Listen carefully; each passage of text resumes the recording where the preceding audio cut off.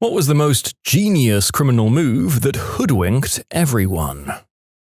Guy found out that when a gas station lost its satellite connection, it automatically accepted all credit cards and would presumably process them later. So he climbed on the roof and covered the dish with foil to force it to lose connection, and then made charges on a card that was cancelled. An old coworker told me that for a while a Mexican chain, let's call it Aristotle, I guess that worked better written down than said out loud, nearby us had this weird thing where it wouldn't decline certain credit cards right away. By the time the message returned that it was declined, they'd already be out with their food. They used to use empty credit card gift cards to get food all the time. About 20-ish years ago, my dad used to own this company, and one of his employees died in a car accident. In the next few days, my dad received the work logs and books that this guy kept with him, and that's when he realized this guy was doing offline transactions, what they had to do when a client needed something after hours. I'm not exactly sure how it worked, it was something to do with the physical receipt layout, but he'd overcharge X amount for the item, get to work and input Y amount paid, and have the correct receipt and pocket the difference. He had been doing this for years, and my dad didn't even realize. He was never actually caught. My dad decided to not say anything to the family. Receipt doubling, very common in restaurants that had paper orders too. I liked Anthony Curcio's story about an armored truck robber who covered his tracks by first placing a Craigslist ad to get a bunch of suspects to show up to an imaginary construction job near the scene of the crime dressed like him, like yellow vest, safety goggles, blue shirt, respirator mask, and work boots. Curcio's undoing would come a month later when a homeless man reported to the police that several weeks before the robbery, he had seen a man drive up to the Bank of America parking lot and retrieve a disguise from behind a trash bin. The man found it suspicious enough to write down the license plate number of the car, which he later provided to the police. The car was registered to Curcio. What the man had seen was one of Curcio's practice runs to ensure proper timing of the heist. So in a way he got caught because of his diligence and attention to detail and the work he put in beforehand. Who'da thunk it? I was an assistant manager at a little deli or corner store for a few years, and one of the employees bragged that he was getting a bag of green herb a week from the store for free. Not to me, but to other employees. I couldn't figure out how. The numbers always matched up. He was also really successful with one of our couponing programs. It took me a while to figure out that our POS system would take the coupon without the UPC being scanned. In other words, the coupons were essentially cash. He was cashing out $80 a week in coupons. I only found out when I was doing the inventory and books the same week. I saw that we sold a ton of ice cream and thought, geez, I'm going to have to restock the crap out of that. And then I realized that it was fully stocked and I put 2 and 2 together. My old boss was a major thief with 2 of his close friends in my small city. They all worked normal jobs at areas where they could talk to people, waiting tables and things like that. Every year on Christmas or another break like holiday, they'd case out a frat or sorority house while everyone was seeing their family and then clean them out. They'd go by storage units and look for things like cigarette butts around them and assume people probably practice playing music or store instruments there, since clearly they're there often enough to hang around and smoke. One of them got pinched when he tried to sell an expensive guitar at a music shop, and it was the shop owner's stolen guitar. Thinking quickly, he said he bought the guitar from a guy named Steve.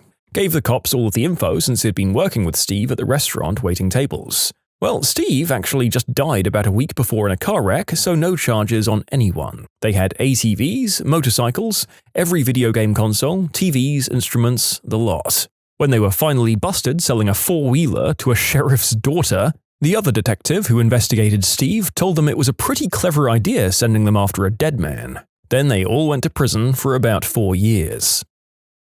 In the 2000s, you could order a new credit card, not activate it, and then when you were on a long-haul flight, you could upgrade via the card machine to first class once on board, and then pay for the premium service. When the flight landed and got internet connection, none of the purchases would be successful and you'd already be out of the airport. I never understood how they couldn't find you afterwards with your passport and credit card details, but it was a big fraudulent scam that hit the newspapers multiple times. Maybe it was because apart from witness testimonies, there wasn't a sufficient paper trail to say that you had upgraded or had any of the expensive champagne or duty-free. I guess it could be that this was happening before September 11th, when all you needed to fly was a paid ticket and no ID necessary. So the person using the unactivated card could have been nobody at all. Old, long time ago friend of mine used to be in a professional car thief group. They'd steal 70s and 80s model cars and trucks, strip them down, repaint and redecorate them, then sell them. The state next to theirs had this weird thing where if a car was wrecked, it went to the junkyard, but the title was never marked as totaled or destroyed.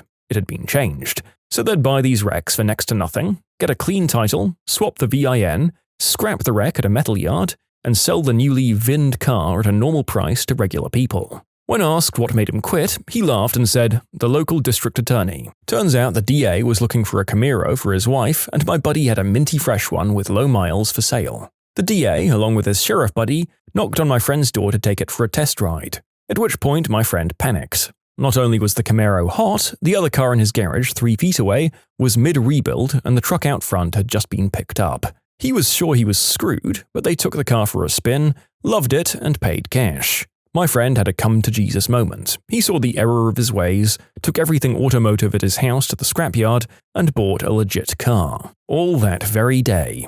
Oh god. There just seem to be 2 paths with this that I can think of. One is the DA going to the sheriff and convincing him to come along to buy a car because he doesn't want to get scammed or overcharged by a single penny, and hey, maybe we could even get a discount. Or the second one being the DA and sheriff knowing they've got no proper evidence and just going to absolutely mess with the dude, having zero provable evidence the car was hot but getting a great discount on it and ignoring the crimes temporarily.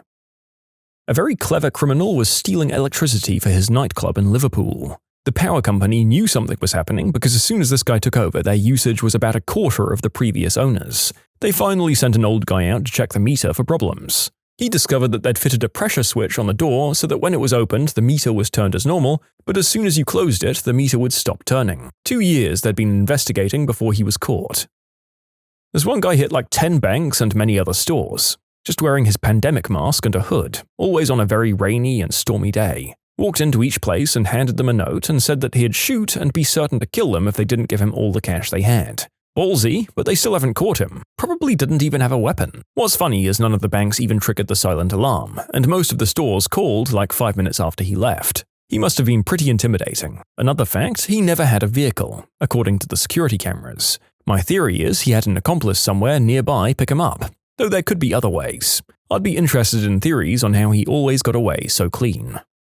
Honestly, my only theory is that the employees had lost what little love of the job they had when they were forced to serve non-quarantine compliant customers at their place and were in no way willing to risk catching a bullet until they were sure this guy was gone. I'll tell on myself if you guys want a, wow, that person kinda sucks kind of story. When I was younger, we're talking 16 to 21, I worked at an Italian restaurant that paid me cash and kept out a portion for taxes. Blah. Anyway, I worked there for 5 years, and around year 2, when I totaled the amount of money they kept that I should have been paid, I felt cheated, even though I was supposed to pay taxes as well. I had a vague idea of what taxes were, but not a great understanding. I knew enough to know that they didn't pay taxes on their business, though, and being immigrants, they had a grant allowing them to not pay taxes the first 2 years they were open. I basically was mad that they were scamming me, even though I was also scamming the government. I was young and just didn't know it was as big a deal as it was, and in my mind, I felt like if anyone deserved to keep the money, it was me, not them. I was basically unemployed for 5 years because I was never on their books. Anyway, I started getting mad because there were only 3 servers including me, and I did a lot around the store, ordering beer and food, writing the checks for the linens and other supplies, and working 10 a.m. to 10 p.m. the 5 days that I worked. I was severely underpaid. We used handwritten tickets and no point-of-service system, so I started completely pocketing certain cash-paid items. When I rang out the cash people, I'd put it to the side and pocket it after they left, and throw away both receipts, the kitchen's copy and mine. Also, when people paid by card, I'd have to manually enter the total amount paid, including the tip at the end of the night, and then enter the amount paid for just the meal, so they knew what the tip was. On bigger checks, I'd change the total for the food and drink by a few bucks under the actual cost, so I got a bigger tip. The owners were so negligent with their business that they never knew. I'd like to say that I never once stole from an innocent person or patron, just the people who were scamming me. Looking back, I can't believe how much authority I had, and how much they believed in me to not do the things that they were doing. I was so brazen and unafraid because I felt indignant towards them. Even on the day I rage quit, I wrote up a to-go ticket for a huge order, like 3 extra-large pizzas, several of my favorite dishes, and desserts, and when the owner went upstairs for his daily nap with a woman who wasn't his wife, I loaded up my car with cases of wine and all the food I'd made for the make-believe to-go order. I didn't have to buy groceries for days. Even though they're scam artists in their own right, I do feel pretty bad about what I did, and I'd never do that again. You can submit your own stories to be featured here on the channel. The story submission link is in the description below, and if you want to listen to some vibey music in the background, check out easymode, also linked below, and subscribe. Okay, I worked in a corporate hair salon. We had a class on loss prevention at one time, and the lady that came to talk about what constitutes theft with employees. One story she told us was about another salon, located elsewhere, where the stylists themselves were stealing money right from the company. Out of 5 stylists, 4 of them were scamming the company. Instead of running credit card payments through the corporate credit card system on the POS, they'd tell the clients the CC system was down, and they'd have to run the card through another CC system. Each of the 4 stylists had Square devices that they each set up like their own business, so the charges went straight to their own bank accounts, and then the service would either be cancelled or show up as a no-show. They finally got caught when a customer called corporate to complain about her service and was wanting a refund. The transaction was nowhere to be found. The sad thing was, one of the stylists was a salon manager who ended up going to prison for 3 years plus having to pay restitution. I'm not sure what the other 3 got, but I'm sure they all lost their jobs. It just blows the mind things people will come up with. I worked with a guy who did this and got fired because of it. He made his Square business name sound like it was a division of the company we worked for, and he'd add extra services to invoices, pay himself for the extras, and then void them from the system before it got to accounting. When they found out what he was doing, they investigated everyone, and pretty much the entire management team was committing theft and fraud left and right, and corporate just shut the place down and fired everyone whether they were involved or not, and restaffed from another site over the next week. My friend who worked at Best Buy used to do a pretty clever scheme. It's kind of messed up, but we were in college and our moral code wasn't exactly honorable at the time. Usually during the holidays, there is a deal where if you buy a certain TV, you get a gift card, something like $10 to $20. This wasn't really heavily advertised, but a salesman would likely tell this to a customer to get them to buy a TV. Well, my friend wouldn't tell the customer. He'd just sell the TV and pocket the gift card. However, he knew that each gift card was scanned and tied to that customer's transaction, and him since he sold the TV. So what he'd do was wait until he had a few cards, then get into a co-worker's computer session and buy one large gift card using the smaller gift cards. Now he could use the larger card for whatever purchases he wanted without it really being tracked back to him. He never got caught, and I was always impressed that he could pull this off.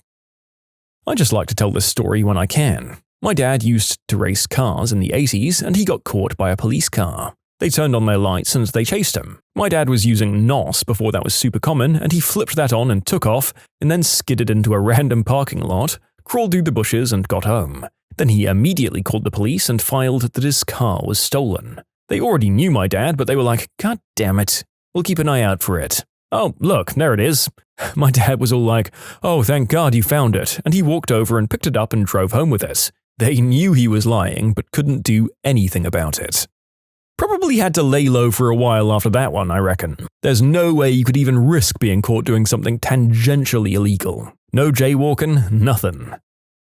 My father ran film developing businesses and photography studios back in the 80s and 90s. That industry didn't age well into the 21st century. He hired a young employee who was a brilliant salesman, and the business grew.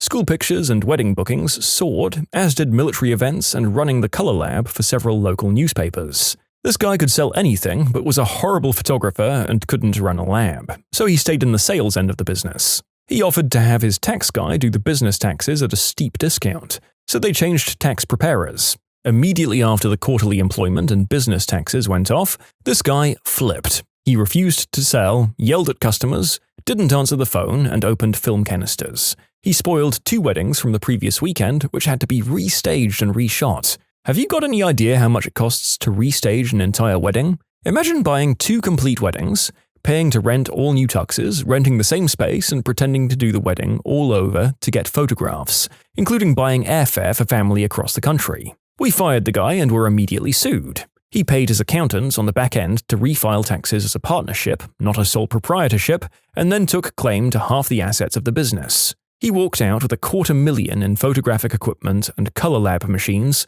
sold his assets for cash, and disappeared. We found out much later that the same man, his accountant, and his attorney pulled the same scam with a car stereo company, a construction company, a muffler shop, and a taco franchise over the next 10 years. Very methodical and long-game scam. You get in, get your accountant to get the business, file as a partnership without them knowing, get fired, and sue. He did that again and again, moving cities but keeping his attorney and accountant paid on the back end. It seems extremely easy to prove that it's a scam in court, right? You'd think so, but this was 1986 where records were on paper. From the judge's perspective, you have old articles of incorporation as a sole proprietorship from 5 years prior, but also very recent records of tax filings as a partnership. To a court, the whole thing looks like a messy breakup between business partners, not an owner firing an employee. Believe it or not, this scam wasn't terribly uncommon. I saw this story of a black guy wearing a blonde wig with a white person Halloween-type mask over his face with sunglasses, so the cops thought they were looking for a white guy when it was really a black guy. A few years back, my elderly neighbor's home was robbed. Her husband had just passed away, and the obituary was in the paper with showing times and the time the burial ceremony was to start. These lowlifes looked up her husband's address in the phone book and knew exactly what time their house would be unoccupied. They took absolutely everything of value from the lady on the day she was putting her husband in the ground, and they never caught them.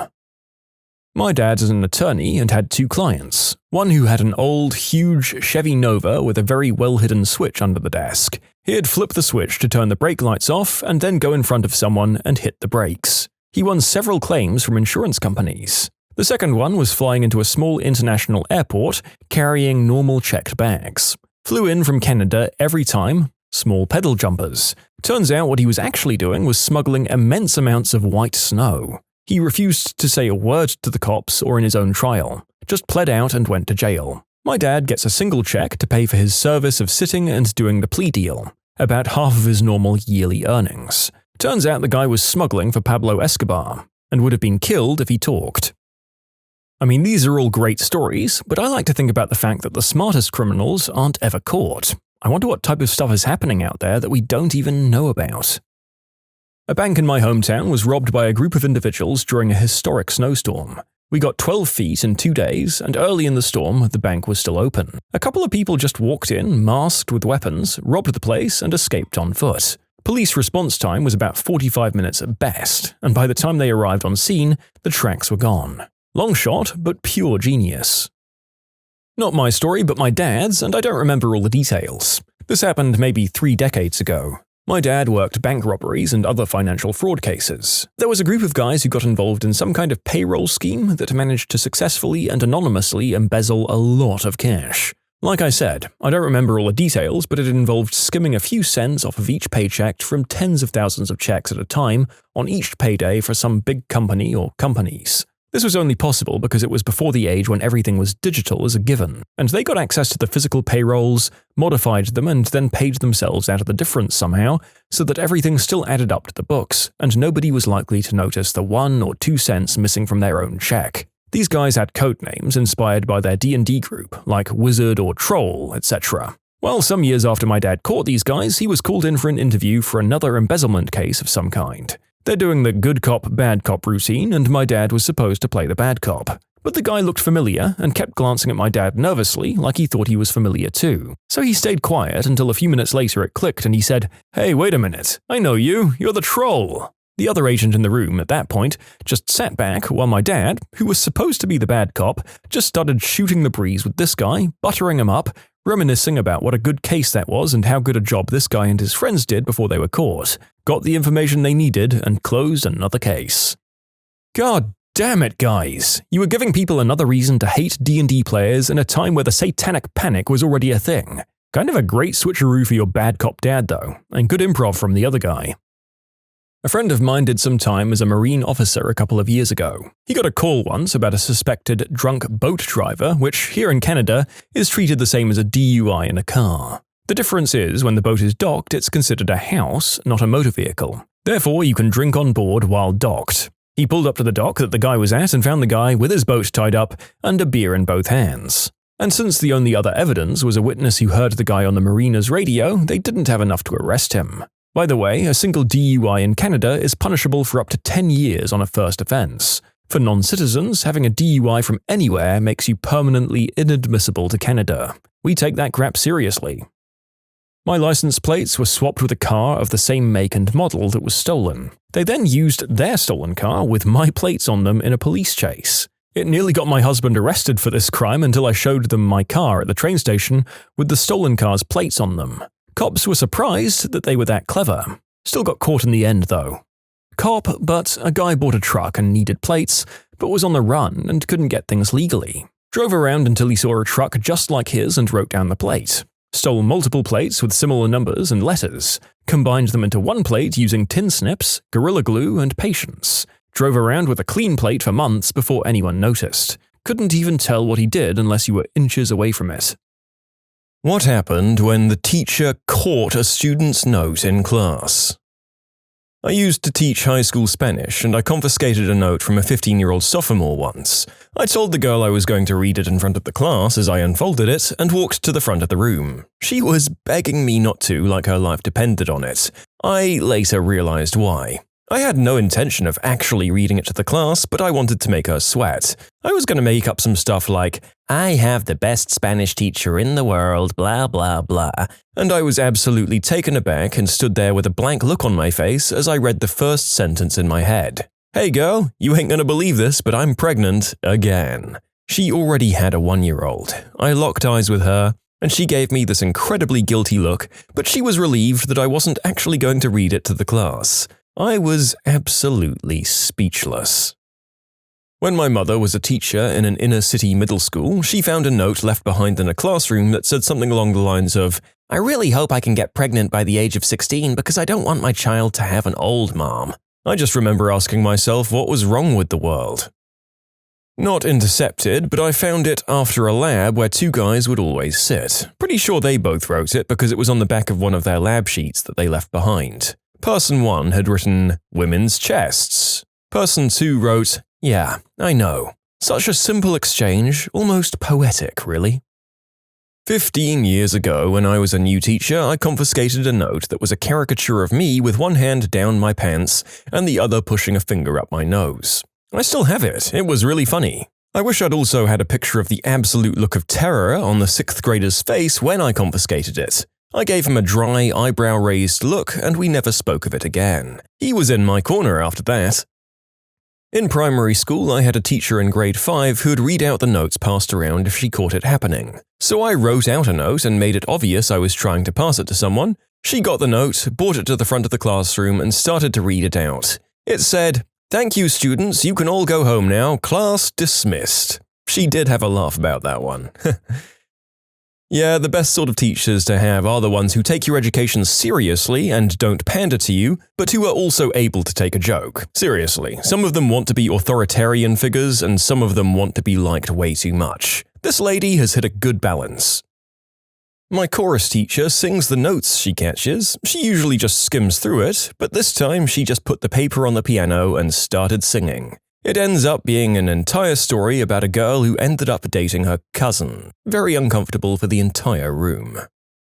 My friend and I were passing a note about how hot we thought our German teacher was, and he took it up, read it, looked at us, both of us were very red-faced by that point, and just shook his head. The next day he assigned us seats on opposite sides of the classroom. Toward the end of 8th grade, my band class wanted to do something nice for our teacher. We were passing a note about it around during class, and the teacher caught on and demanded to see it. Of course, no one wanted the teacher to see this note, so someone told the kid who was holding it to eat it. Everyone joined in, and the entire class chanted, "Eat it, eat it." So he shoved the paper into his mouth while looking the teacher right in the eyes. The teacher was so shocked that he let it go, and the surprise went off without any other problems.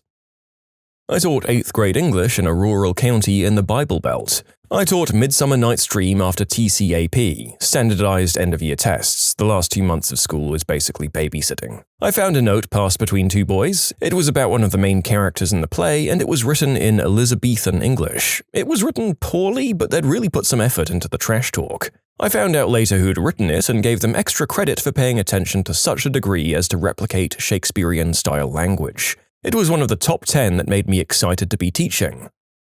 Teacher took a note from my friend who was asking his other friend if he also looked and compared how hairy their downstairs ball bags were in the locker room. Needless to say, we all erupted in laughter. This was in the 8th grade.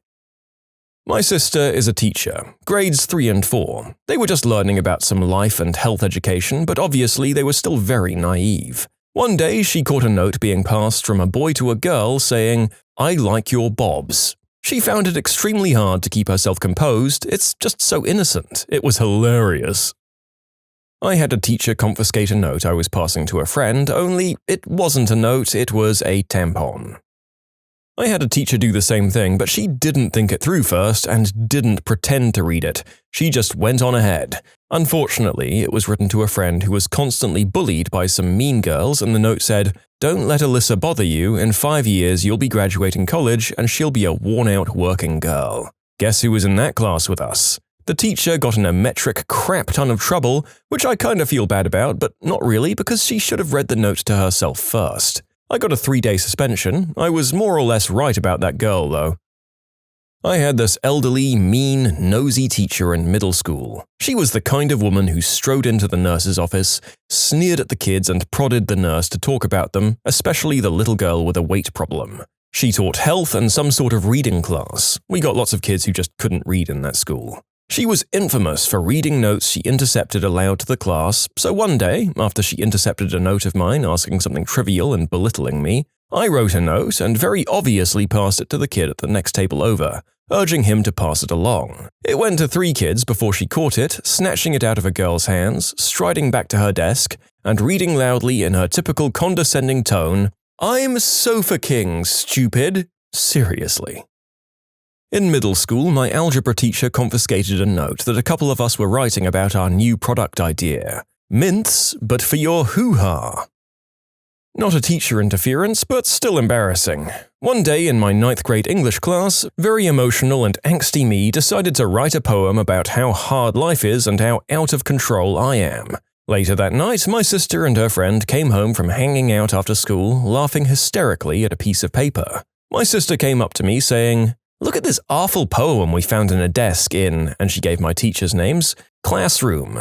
It's ridiculous and just terrible. We're keeping this one." She had no idea I was the one who wrote it. When I was a freshman in my high school literature class, we all had assigned seating. I'm not sure who instigated it, but a correspondence started between me and another girl from a different period, all written in pencil on the desk. At first, we wrote simple "hi" and "hi yourself" notes. But throughout the semester, our notes got longer and longer, and we became kind of pen pals. We never discussed anything bad. I guess we were both pretty good girls. Our teacher caught on and actually encouraged it. Eventually, we stopped writing on the desk and just left notes on paper to each other. Her class period was before mine, and she left the note she wrote with the teacher. At the beginning of each class, our teacher brought me the note she'd written. Then I'd leave one with him for after class. It went on all year. I went to a Catholic high school just outside of Vancouver. A couple of friends had this thing where whenever the other one was out of the room or not paying attention, they'd draw male members all over their work and binders. One day, one of the kids, Nelson, left to go to the bathroom and awkwardly took all of his books and binders with him, holding it in front of his bathing suit area in the hopes that he wouldn't get all of his homework covered in poorly drawn eggplants. Everyone noticed and kind of laughed at the confusion. When he came back, the other friend passed him a note. The teacher saw it, grabbed it, and read out loud, "Nelson, everyone in the class thinks you're completely rigid down there right now." I intercepted a note from an 11-year-old boy. He was passing the note to a girl he was asking out. The kid was furious with me, and the next day I received a picture he drew of me in a cauldron because I blew his only chance with the girl. Cauldron? Was this kid just extremely unconventional in this muggle school? Or are you a teacher at Hogwarts and you've just blown the entire operation wide open to the internet? Well, it was almost intercepted. I was passing a note, and when the teacher asked me for it, I frickin' ate it. That's right, she sent me to the principal. Think about that conversation. "So, Timmy, why are you here?" "Well, I ate paper." "Son, get out of my office, and don't eat paper." I don't recall what the note said, but I was in 5th grade at the time, so probably some hardcore substance deal out on the playground. There was this one time in 7th grade where 2 kids were passing a note during a test pretty sneakily. Mr. Hoff, our eccentric lab coat-wearing science teacher, picked it up and brought it out to the front of the class to read. In huge letters it said, "Did you check your butthole for butthole AIDS?" Following that it just said, "Yeah man." It was promptly framed and hung above the chalkboard. In short, John Carlo was asked if he had checked his butt for butt-acquired immunodeficiency syndrome, and he had checked. My freshman year in math, the girl behind me was passing notes to the girl in front of me. She'd just have me hand them over to her. Eventually, after getting tired of passing it for her, I decided to just read them. The note basically said something like, "Something bad's about to happen. I can see my birthmark and it only shows up when something bad is about to happen." I showed it to the kid next to me and we started laughing our butts off. She started crying and left the class. In short, read a note from the girl behind me, she cried and left, her prophecy came true. When I was in junior high, I used to write notes with crazy made-up stories in them, and when no one was looking, I'd drop them in the hallway. I never put any names or anything, so people would wonder who they were about. My mum has been teaching middle school for 25 years, so I figured she'd have some good stories. I just asked, and she said, "Nothing. I didn't really read them because I figured they're private. I just scan them for anything I should report related to safety and then throw them away." I was both proud and disappointed. You can submit your own stories to be featured here on the channel. The story submission link is in the description below. And if you want to listen to some vibey music in the background, check out easymode, also linked below, and subscribe. When I was 14, I was hormonally out of control and obsessed with the act of whoopee. I guess like everyone else. I was messaging this girl online and I was supposed to go over to her house that week. Obviously, the doing of the deed was being talked about. Well, I was passing a note to one of my friends about being scared of the protection breaking, and I figured that was the last of that note until I got back from spring break. I was called to the guidance counselor. She said an anonymous teacher gave her the note. Turns out the note fell out of the kid's backpack and was picked up by another student. That kid gave it to a teacher and she gave it to the counselor. Needless to say, there was an awkward talk about doing the deed with my hot, fresh out of college guidance counselor. This is why you don't sign your notes. My friends and I were clandestinely doing a Mad Lib in AP English and our teacher confiscated it. She read the first sentence and couldn't help but laugh a little bit. It was something like, "Dear Mom, Terry Schiavo won't stop waxing my butt." I sent a student to the restroom. I knew he really had to go because I'd initially said no. Admin said no bathroom passes, don't chew my butt out for that. And he looked to be in tears at his desk the whole time afterwards. So I went over to his desk and told him to go. He rushed out. So I was really confused when he came back less than a minute later and sat back down. There was no way he could have used the restroom. He immediately began scribbling a note. I waited for him to pass it and then intercepted it and read it. The class was chanting, "Read it out loud, read it out loud." But I couldn't. It had said, "I just walked in on 2 people doing the deed in the bathroom." I didn't want to call the office to tell them because I knew if the rest of the class found out, and they would be listening, the class would be out of control. So I pulled a different teacher out of her class from across the hall, told her the situation so she could keep an eye on my class, and sprinted to the bathroom. They were already gone. I went ahead and called the office and they were able to look in on the security camera and catch them going in and out. Busted. Oh, and my poor kid never got to pee.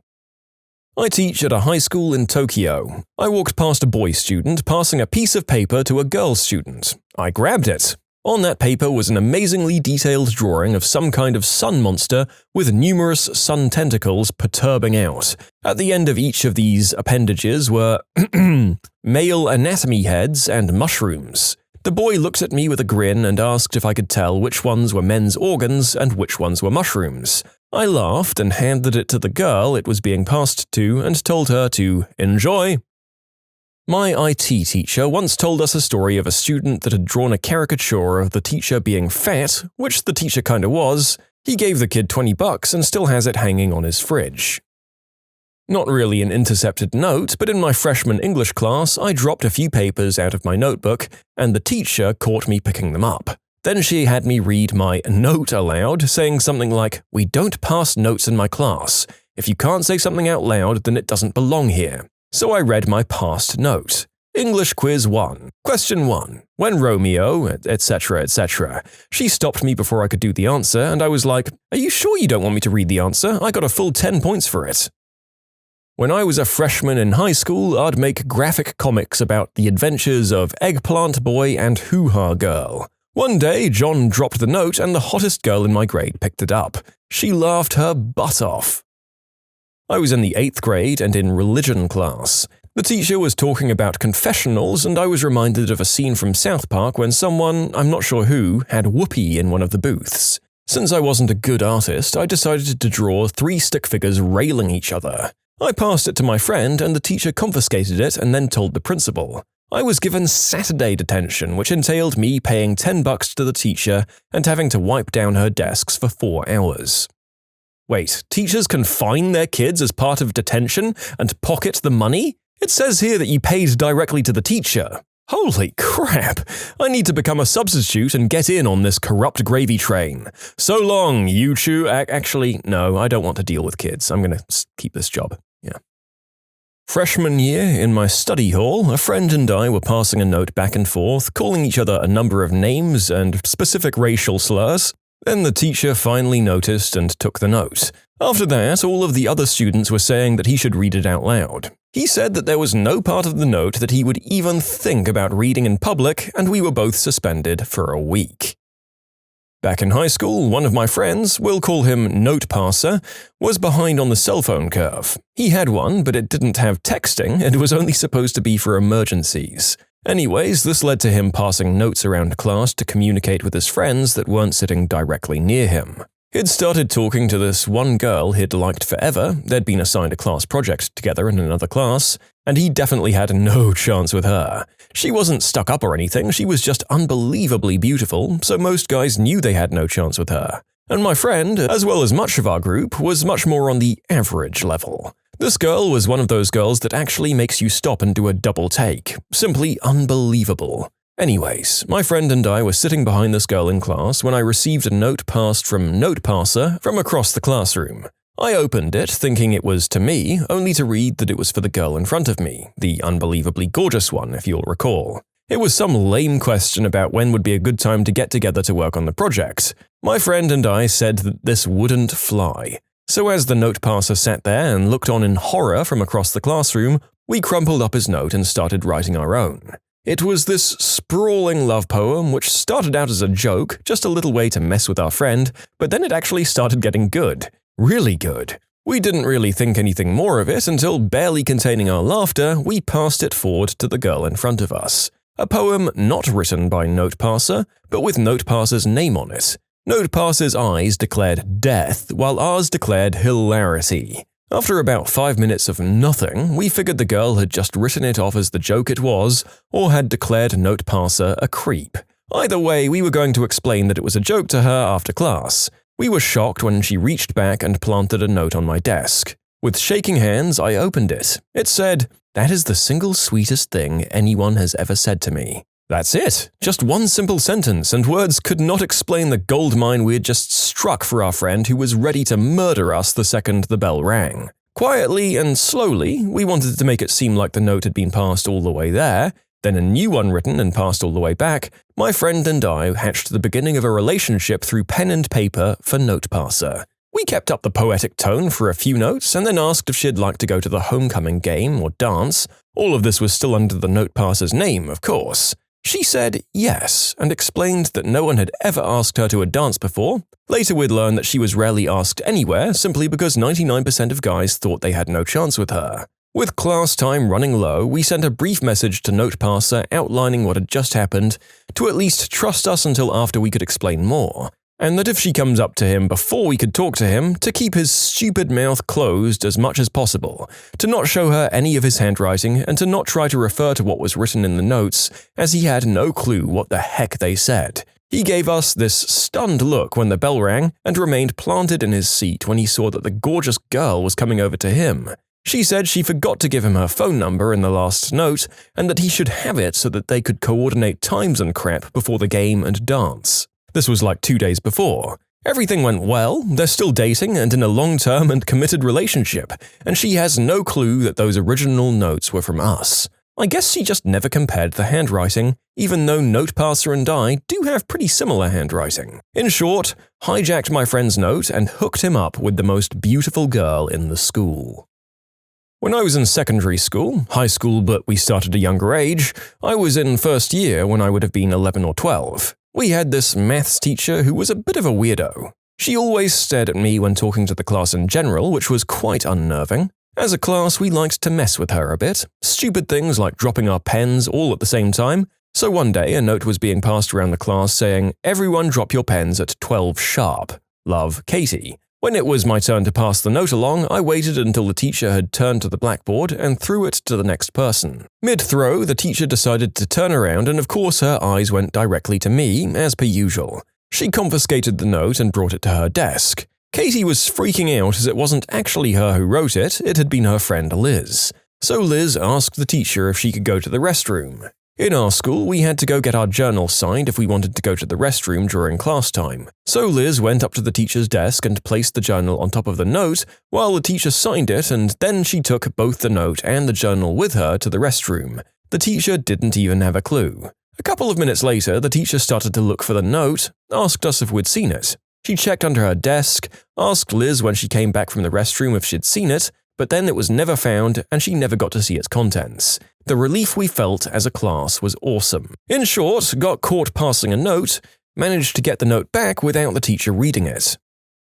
Had some criminals in class, and nowadays a majority of them are in prison. Anyway, one day one of them passed a note saying, "Meet me with the stuff at 8, or something along those lines to another one, and the teacher, of course, intercepted it. Not being the smartest girl, plus being new in school, she read it in front of the class and laughed at these guys. That same teacher was jumped by some, quote, strangers later that day and got her nose broken. Oof.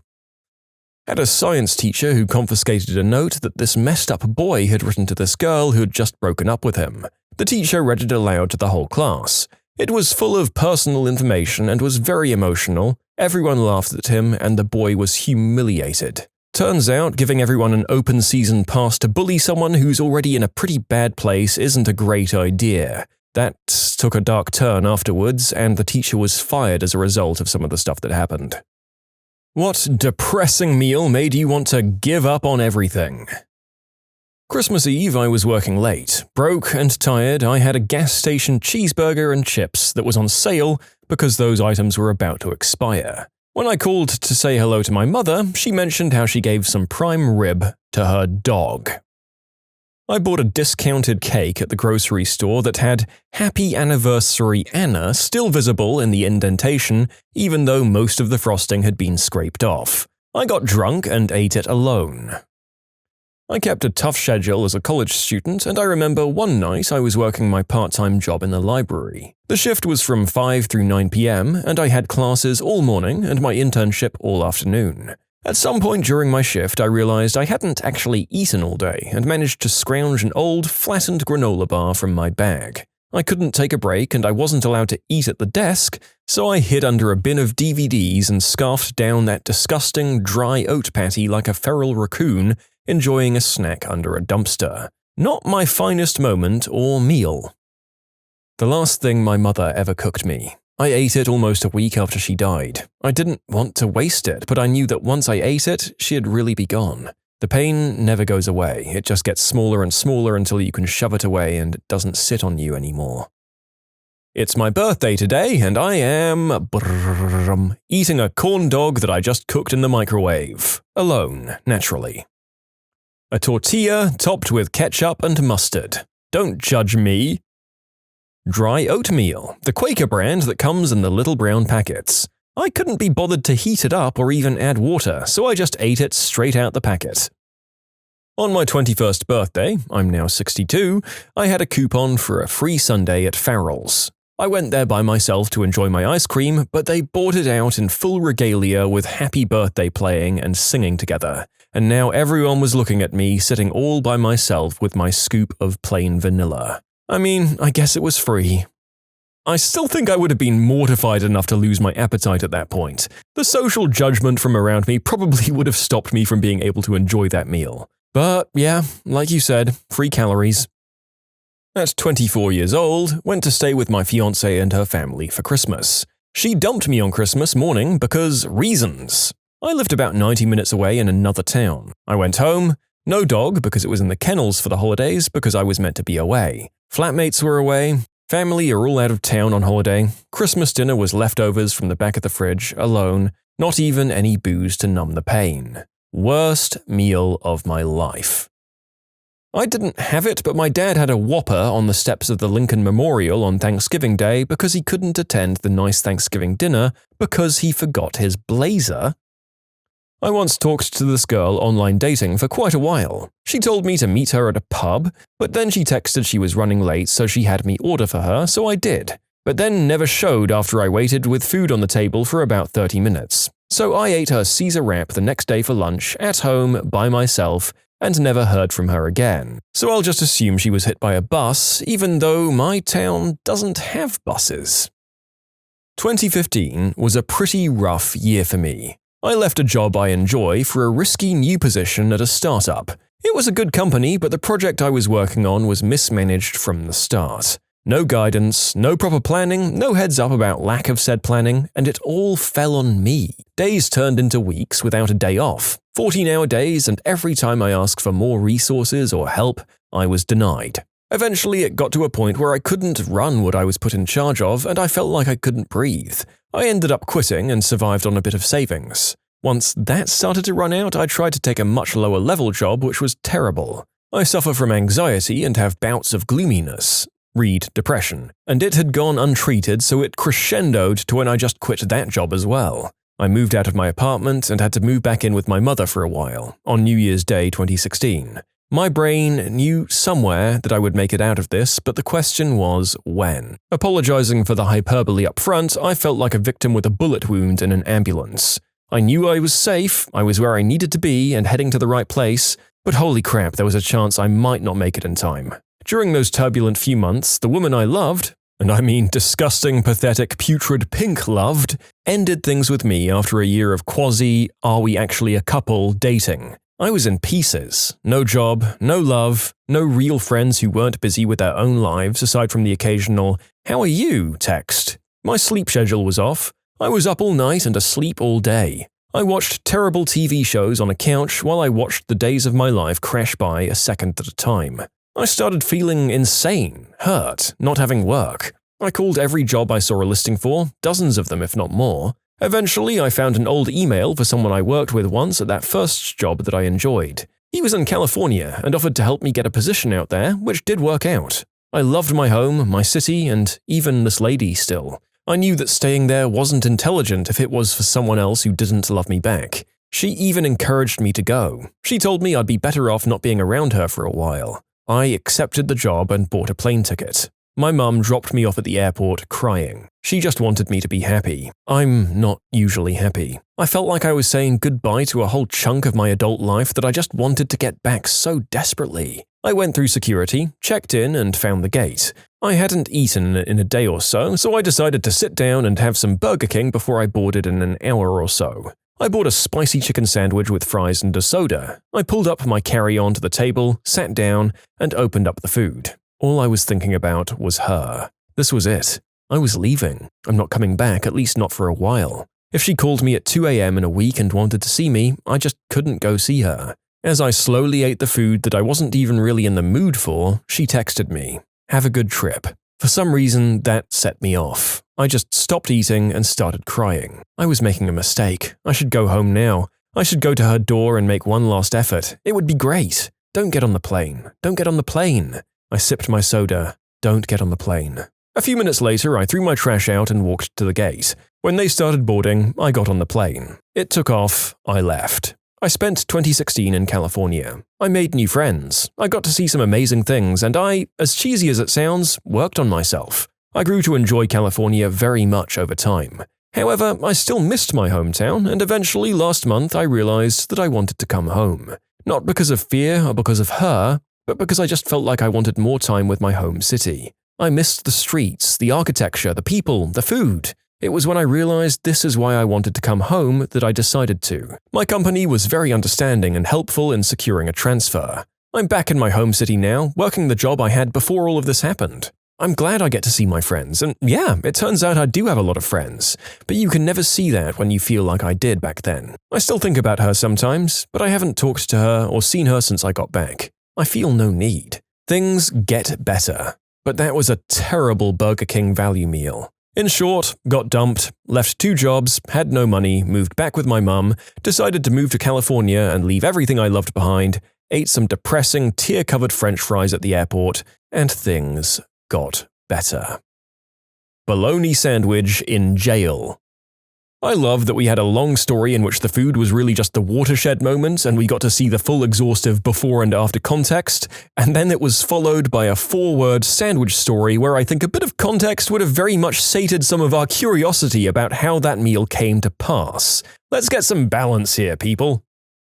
My 25th birthday. It was 1977 and the whole country was in the midst of the energy crisis. So that Friday, Carter had ordered offices closed and only heated to 35 degrees. Everyone got a day off. But my new boss had a big trial going on in Washington, D.C. and needed me to go into the office long enough to transcribe tapes he was having flown in that a cab driver would deliver from the airport. It was 2 degrees outside and there was a couple of feet of snow on the ground, and the bus I took to work, an hour-long trip by the way, had no heat. Only one security guard was in the building when I got there, and I typed the brief as fast as I could when it finally arrived, after I'd sat there freezing for 2 hours. All through this, I knew my family was preparing a great dinner for me, so as soon as I was done, things would be nice. Ham, mashed potatoes, cauliflower with cheese sauce, and angel food cake. Left the office and the bus back home not only didn't have heat, it had some of the windows stuck open. Shivering all the way home, I dreamed of the great dinner I'd soon have. I got to my mother's and it turned out she and my dad had a massive fight, and then she and my snotty teenage sister had their bags packed and planned on coming home with me. No dinner was cooked or even anticipated. We got carry-out chili and went back to my apartment where my sister fussed about everything, insulted me all evening and proceeded to remove all of my dishes from the cabinets and rewash them because she wasn't sure they were clean enough to suit her. Mother sat and cried. Turned out Dad was running around on her, and this was the first of several weekends where he'd pick a fight and storm off on a Friday and stay gone all weekend. Worst birthday ever. I was fed dog food for a while as a kid.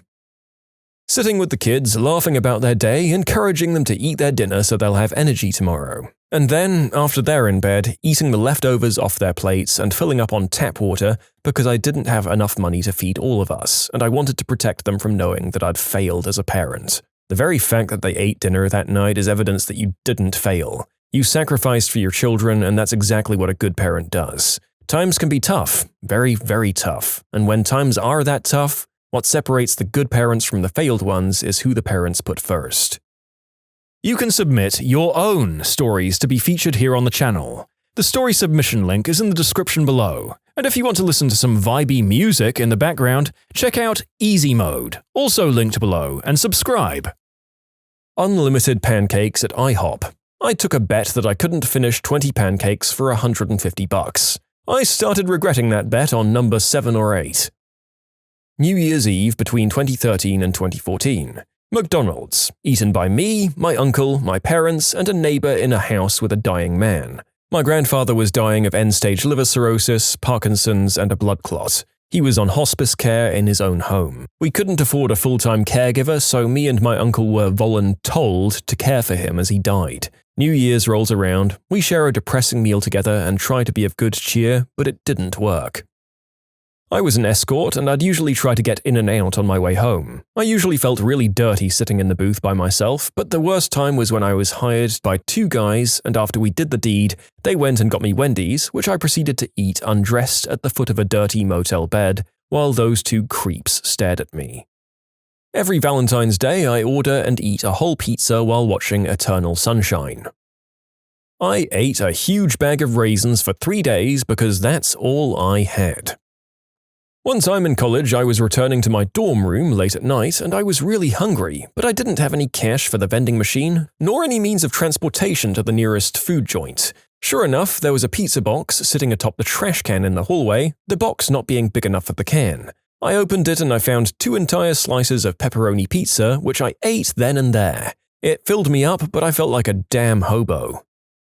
I was invited to Thanksgiving dinner at my brother's house. His wife asked me to bring crescent rolls. I was having a hard time financially that year, and my long-term boyfriend had recently been diagnosed with stage 4 throat cancer. At the time, I had about $3 to my name. I couldn't afford crescent rolls, so I bought 2 packs of Kroger Brown and Serve rolls for $1.99. My sister-in-law was quite visibly annoyed and kept mentioning all day long how much she was craving crescent rolls. Driving back from Disney World, eating a fabulous dinner of fresh shrimp, oysters, and fish overlooking the sun setting on Panama City Bay, while the entire family of 6 all silently sobbed at the table because we were just told the family dog of 13 years died. We miss you, Maggie. Or there was that one time mac and cheese made with only water and 1 bag of popcorn. That had to last a week until Mum got food stamps. Both sad for different reasons, and they make me thankful for the life and love that I now have. I ate a $5 pizza at 10:30 at night in the floor of an empty room that had earlier been a bedroom. We were sitting on cot mattresses, and it was the last night we had in the house before we had to be out. It was the day after Christmas. A sad potato smiley. I don't know if the word sad was just the adjective used to describe how this meal made this person feel, or if there are potato smileys that actually do look sad. Because the former is indeed not a great meal, but the idea that kids can be contemplating that their food doesn't want to be eaten is quite horrifying to a certain type of personality. Ran out of food in my apartment and didn't feel like going shopping since it was 1 a.m. Found taco shells which I promptly heated in the oven, then topped them with peanut butter. During basic training in the army, we were doing our first week under full field conditions. To get our food, we had to sneak up to a position and steal our combat rations. The combat rations in the IDF are pretty crappy, but there were some dried fruit pieces and olives and stuff that could be pleasant. The only truly gross thing that no one would eat was the canned meat, and meat is in big questionable quotation marks. We stole our food and got ready to eat when we noticed the box had been tampered with. Our sergeant had gone and pulled everything out except the canned meat. I put the ketchup and mustard on a hot dog bun and ate it with no hot dog once. It's like the last bite, but for the whole thing. I was super depressed and ate an entire box of off-brand mac and cheese raw with nothing but a cool glass of water and a steady flow of tears to wash it down. Good times. The last lasagna made by my stepmom. She was adorable, sweet, and always treated me like one of her own, always making sure I had enough food since I lived 2 cities away. Their house was too small and my dad spent half the time there, and half the time at my house where I was a teen, since it would take him 3 hours to get to work from my place versus hers, 20 minutes. She died on a drive-by shootout on a night I was supposed to go join them for dinner. I gave them a maybe and ended up spending the night at my boyfriend's, ignoring my phone lighting up because we were doing the deed, and when I was done, went for my phone, got the news, and was in shock. Just walked out to the living room, totally undressed, where my then-boyfriend's roommate and his date were watching a movie in the middle of the night. Went for the bathroom, took a cold shower to get ready to handle everything, completely oblivious to the fact that I just flashed them both when I walked by. Thanksgiving dinner alone in a Waffle House 2,000 miles from my family. When you're alone on Thanksgiving, Waffle House is your family. Tortilla wrap with Kraft singles. I threw in some uncooked ramen noodles for the crunch factor. It's the poor man's equivalent to the crispy chicken wraps that pretty much every restaurant does now, except it had no chicken, just chicken flavoring from the noodles.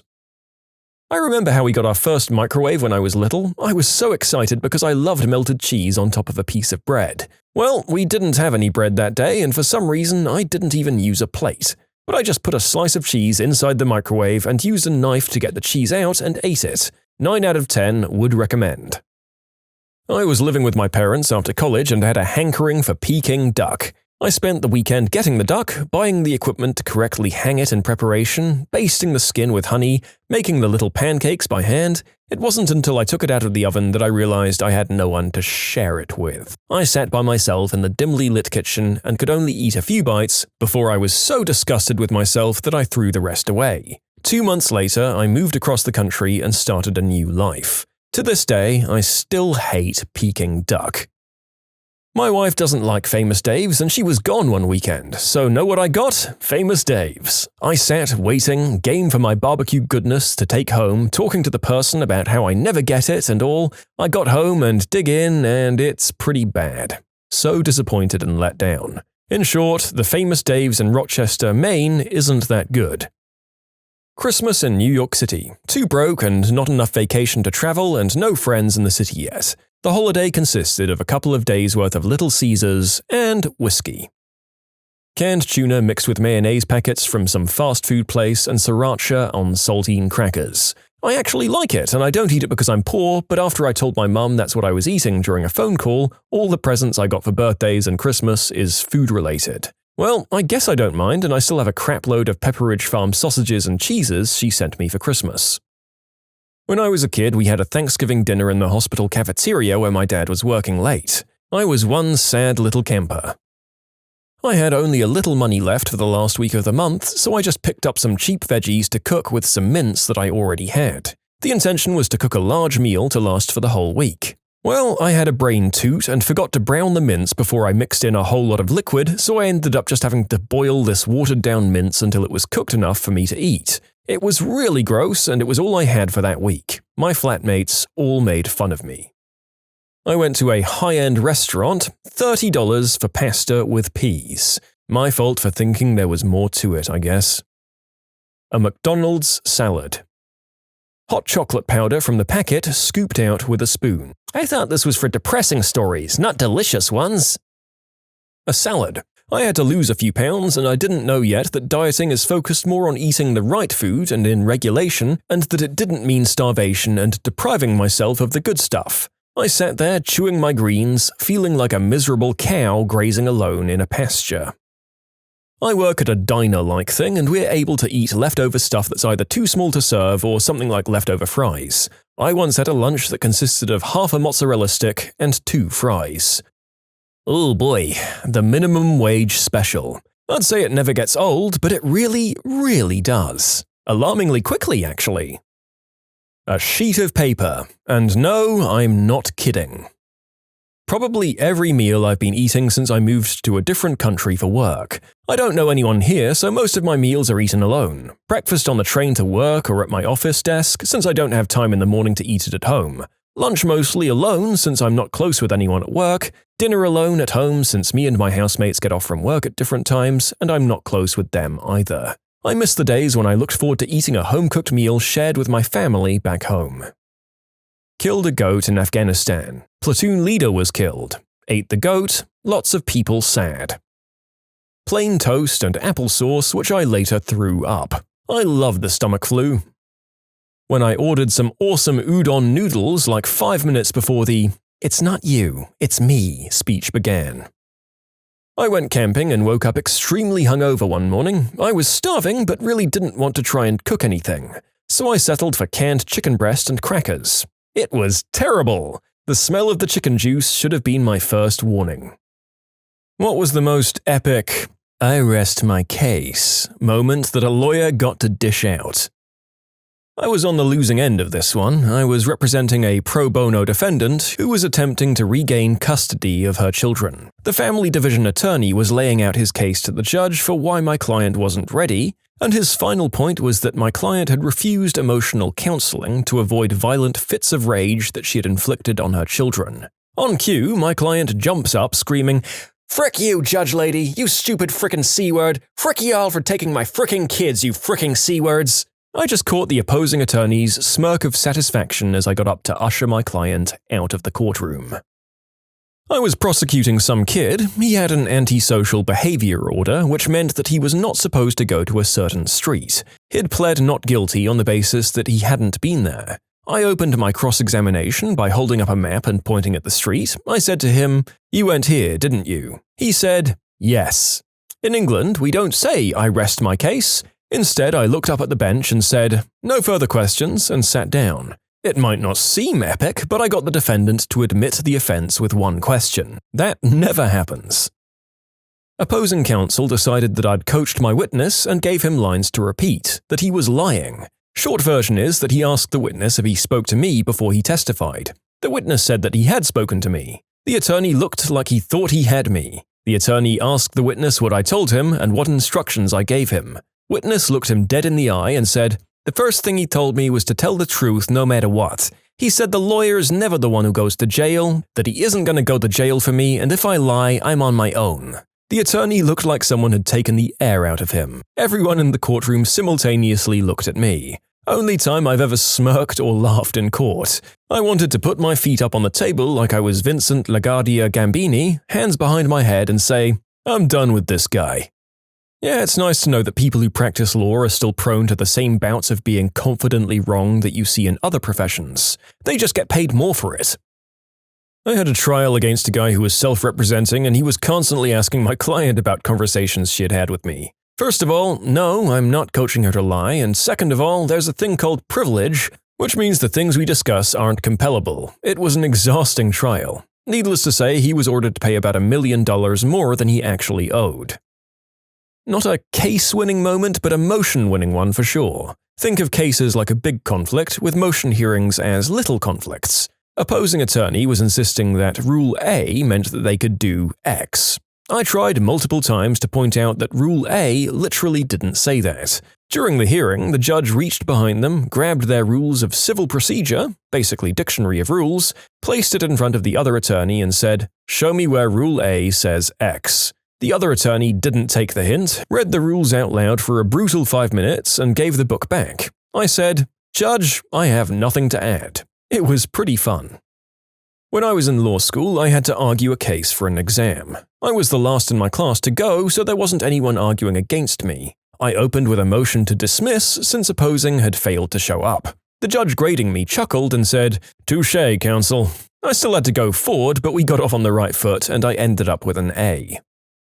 Corporate lawyer, so I don't have cases to rest, but once opposing counsel was forcefully insisting that it was ridiculous for me to expect a certain provision in a contract we were negotiating, and I pointed out that this provision was standard in his own firm's contract forms, as I knew from several prior transactions I'd worked on across from them.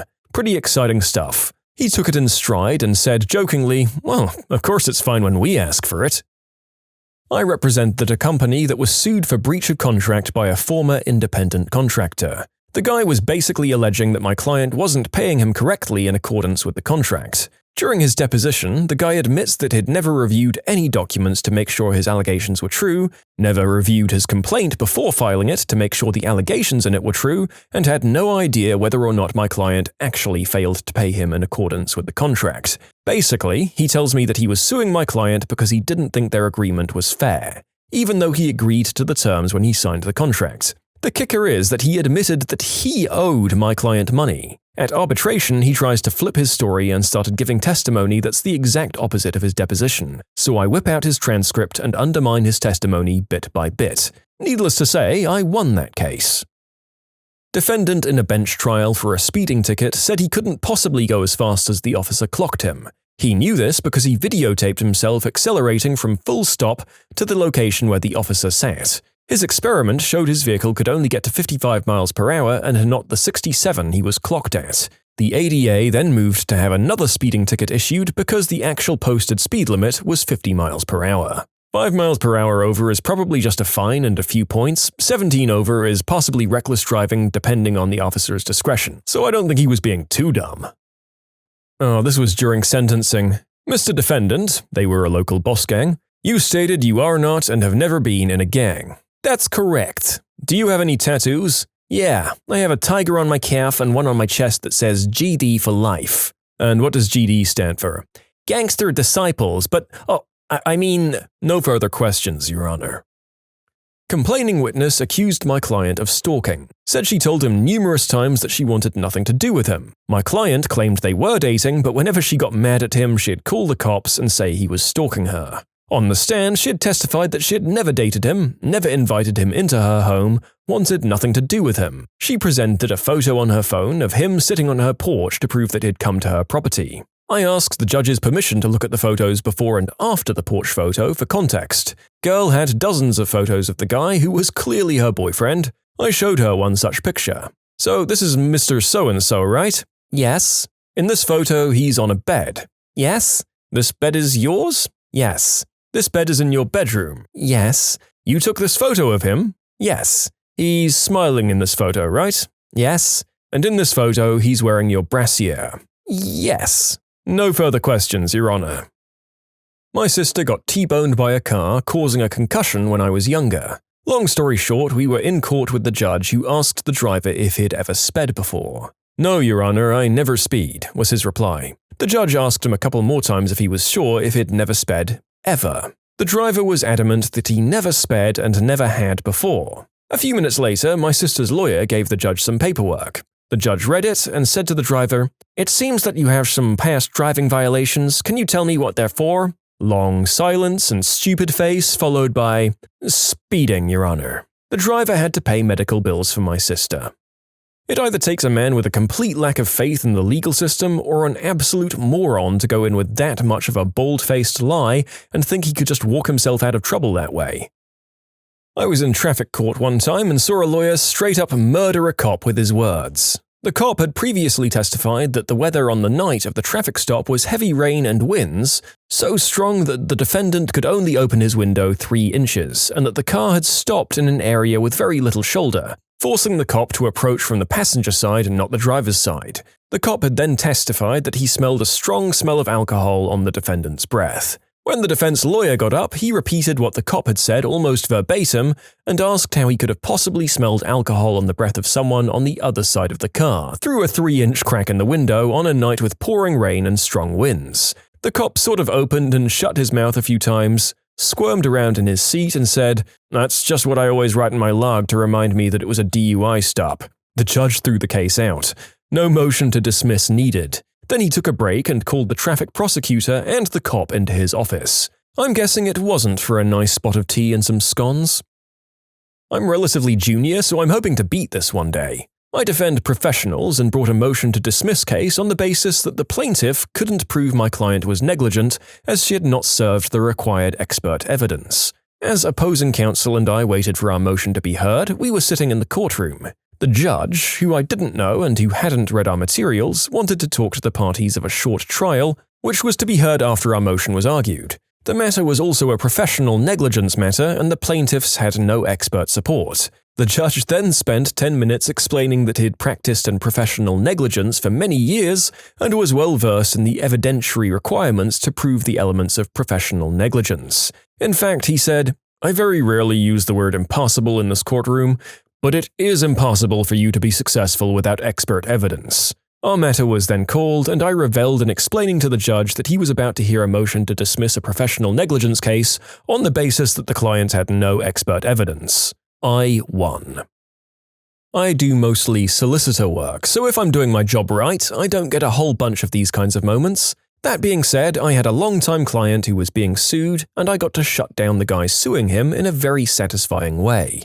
So my client had hired a guy who we'll call Kevin as basically a right-hand man for this company. The employment contract wasn't done yet, but they had an agreement that Kevin would work 6 weeks at a lower wage, and then sign the contract and get the agreed-upon wage. So the guy works decently for 5 weeks and then is given the contract to sign. He comes back to the owner, my client, and says that he has some small changes he'd like to make. When the owner gets the contract back, he finds that the small changes involve removing the duties and responsibilities section, basically the job description, and the non-compete and confidentiality clause.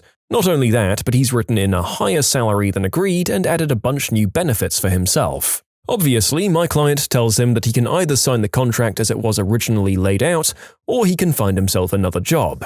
The guy takes the latter option, but he starts a lawsuit against the owner wanting to be paid for the 6 weeks he was supposed to work, which had already been paid, 2 weeks in lieu of notice, and 5 weeks vacation pay. I got the enjoyable job of telling Kevin, in front of a judge, that he wasn't entitled to anything under the employment legislation, and the only way he could get any of that would be if he'd signed the contract. The judge dismissed the case and awarded costs to the defendant, but not before giving Kevin a lecture on wasting the court's time.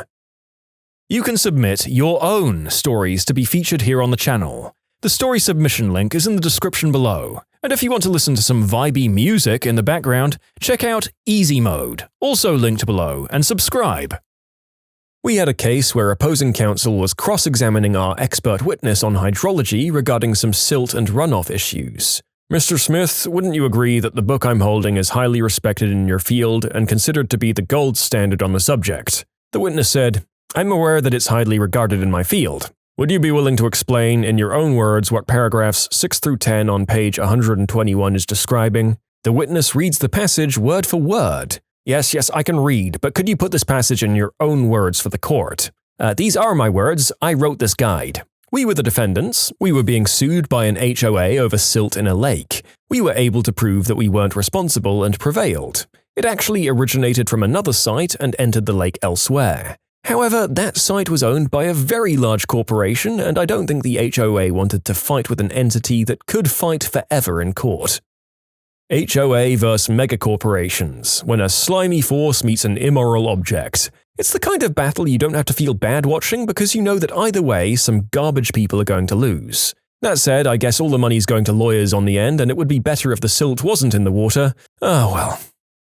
Intellectual property lawyer. Deep in a set of terms and conditions on a website, our client's details, like his name and contact stuff, were listed. So it's very evident they just copy-pasted our client's legal terms and conditions and missed a couple of details that they needed to change. I was handed the matter, did a quick Control-F for client details, and it was an open and shut case. Not really that impressive, but it saved me hours of time going through each term one after the other, noting exact similarities for a letter of demand. It was 30 years ago, and I still hope to see its like again. I'm on jury duty, we have to sit. The charge is arson. Supposedly, a farmer burned down his barn for insurance money. The prosecutor outlines what they'll prove, that the farmer moved most of the stuff out of the barn into a second barn, then burned down the first barn by pouring fuel, diesel, around the base and setting fire to it to collect insurance on it. Prosecution calls a witness, a neighbor in a subdivision that backed up to the farm who testifies the farmer moved stuff out of the barn over about a week. The neighbor noticed the unusual activity because he was outside building a deck on his vacation. Next, the neighbor saw the farmer walking slowly around the outside of the barn, pouring something from a blue gas can on the lower part of the barn walls. Farmer goes out of sight to the front of the barn, the flames erupt all along the base of said barn, neighbor calls 911. We hear the recorded 911 call in which the neighbor says the farmer has set fire to his barn. By the time the fire department arrives, 5 minutes later, the barn is fully involved and they just act to contain, which is essentially just standing by as they note the nearby ground has been closely mowed, evidently to prevent the spread of flame. The firemen say the flames spread with a rapidity that was out of place even in a wooden barn and they smelled petroleum. Fire investigator employed by the fire department, who came along specifically because of the "he set his barn on fire" report, says that it's definitely arson because of the clear marks on the ground where accelerant has burned, which still smelled of fuel after the fire died down. Police arrest the farmer and take him into the station. More investigators said that there was virtually nothing in the burned barn. There were some ruined tools or equipment, but that there was a good supply of items in the other barn that appeared to have been recently put in place, including some sitting on the grass that was still green underneath the box. Insurance company representative says the barn was insured. The defendant's lawyer says essentially nothing, no cross-examination. Defense calls the farmer, and the first question asked is, "Let's cut to the chase. Did you burn your barn down?" "Yep." "Why did you do it?" "It was old and rotten and with termites. It was gonna fall down. Not safe." "Huh. Do you usually burn down old farm buildings?" "Yep, and my daddy did that before me. And his before him. It's a farm." "Are you aware that you need a permit to burn debris in this county?" "Been doing it that way on this farm since we had dangerous engines. Never had no permit." "The fine is up to $50. Oh wait, I forgot. You're zoned active agriculture and are exempt. So no permit needed, but why didn't you tell any of this to the police?" "They didn't ask me no questions till they put handcuffs on me and took me to the police station. They told me anything I said would be used against me and said I had the right to remain silent. And then some lawyer guy came up and told me I was going to go to prison for insurance fraud, and he asked me questions. I remember Perry Mason said don't talk to anyone but your lawyer, so I didn't." "Did you file an insurance claim?" "What for? The barn wasn't worth nothing in that state. That's why I burned it down in the first place." I suggested we explain all of this and try to talk them out of a trial. You said you wanted your day in court. What's up with that? "They came on my land, arrested me without telling me what for, told me later it was for arson and insurance fraud and put that in the papers. All my friends, relatives, and neighbors know about this. They made me look dishonest. I want to make sure everyone knows the real facts. I figure this is better than them just dropping it and everyone wondering whether they just decided not to send an old man to prison." The defense rests. During a particularly nasty employment mediation hearing, I got to ask my former employer a question about payments per employment law. I said, "Did you or did you not pay into a state-mandated unemployment insurance fund for all of your employees past and present?" Met by silence. The mediator asked, "Sir, answer the question." Silence. "Well, then let me ask it. Did you or did you not pay into state-mandated unemployment insurance fund for all of your employees past and present?" Silence. "All right, I'll take that as a no." In mediation, goodwill in entering into the process and answering relevant questions weighs heavily. They do say it's better to remain silent and be thought a fool than to open your mouth and remove all doubt, but I do feel that in this case the mouth should have been opened at least once, briefly, just to get the inevitable consequences done, rather than dragging the whole thing out. As a young attorney, I'd stated a claim that an insurance company was dragging out a case in bad faith in the hopes that my elderly client would die before they had to pay him. I was requesting that the trial date be given priority due to my client's advanced age. The judge was no spring chicken himself and seemed skeptical when he asked exactly how old my client was, maybe thinking that he was in his 70s and must merely seem ancient to a baby lawyer like me. When I responded that my client was 92 and the case had already gone on for 5 years, the judge was visibly shocked and immediately granted my motion for priority, shutting down the insurance company attorney's attempts to respond. They wrote us a check for $1 million the next week. I was representing a woman with a severe neck injury. Opposing counsel presented a test result that showed her cervical exam was normal. I felt almost bad when I pointed out he had the wrong cervical area in mind. The most memorable court scene I witnessed was 1968, Sacramento, California. I was waiting to be tried in traffic court, my usual speeding, before Earl Warren Jr., the son of the great Earl Warren of Supreme Court fame. The guy before me was being tried for reckless driving. When it got down to sentencing, Earl Warren Jr. ordered some nominal fine and that the defendant attend traffic school. The defendant got all upset and began ranting how he didn't need to go to traffic school. As the defendant slowed down, Earl Warren Jr. calmly stated, "Well, sir, I can't make you attend traffic school. I can only issue the order for you to attend. If I find out after 2 weeks you've not attended, I'll issue a warrant for your arrest and place you in county jail for 30 days.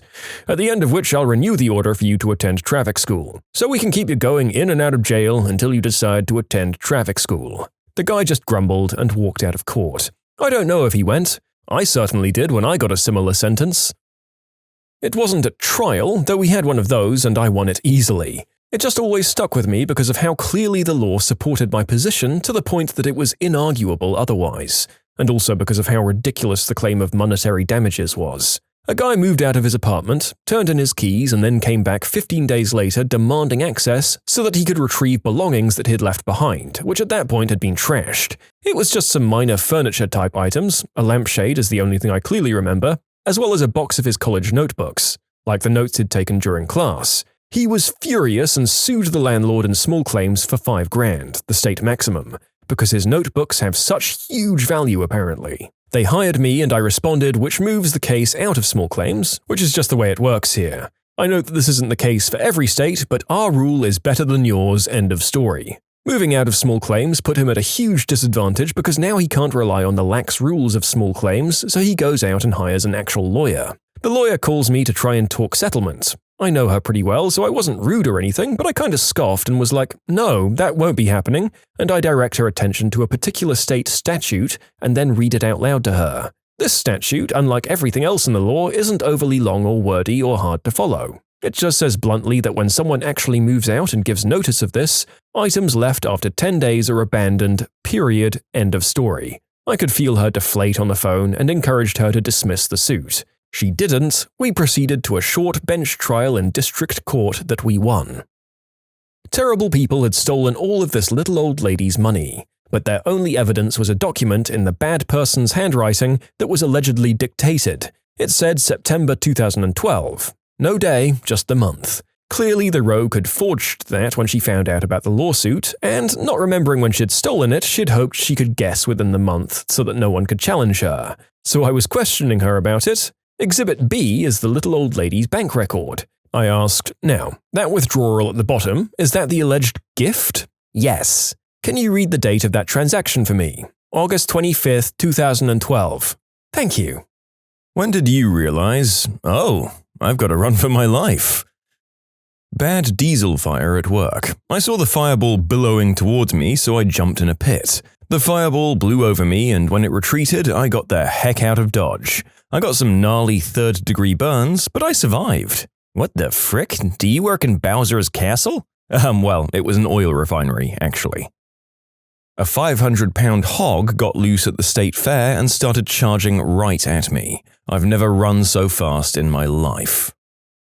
I was leaving for work at 5:30 a.m. while it was dark. I locked the inside door handle and walked out the door, pulling the door closed behind me. As I turned around to walk off the porch towards my car, I saw 4 men jump out of a van and start coming towards me. The street was otherwise empty. My heart was pounding and I felt panic start as I was digging in my big, messy purse for my keys to unlock the door and get back in my house. The whole time, I was just thinking they're gonna grab me, shove me in the van, commit the unspeakable act on me, and kill me. I was able to get back in my house before they made it to me, but it scared the crap out of me. Turns out they were immigration officers looking for someone who used to live in our house, and that is standard practice for them if they think the suspect will run.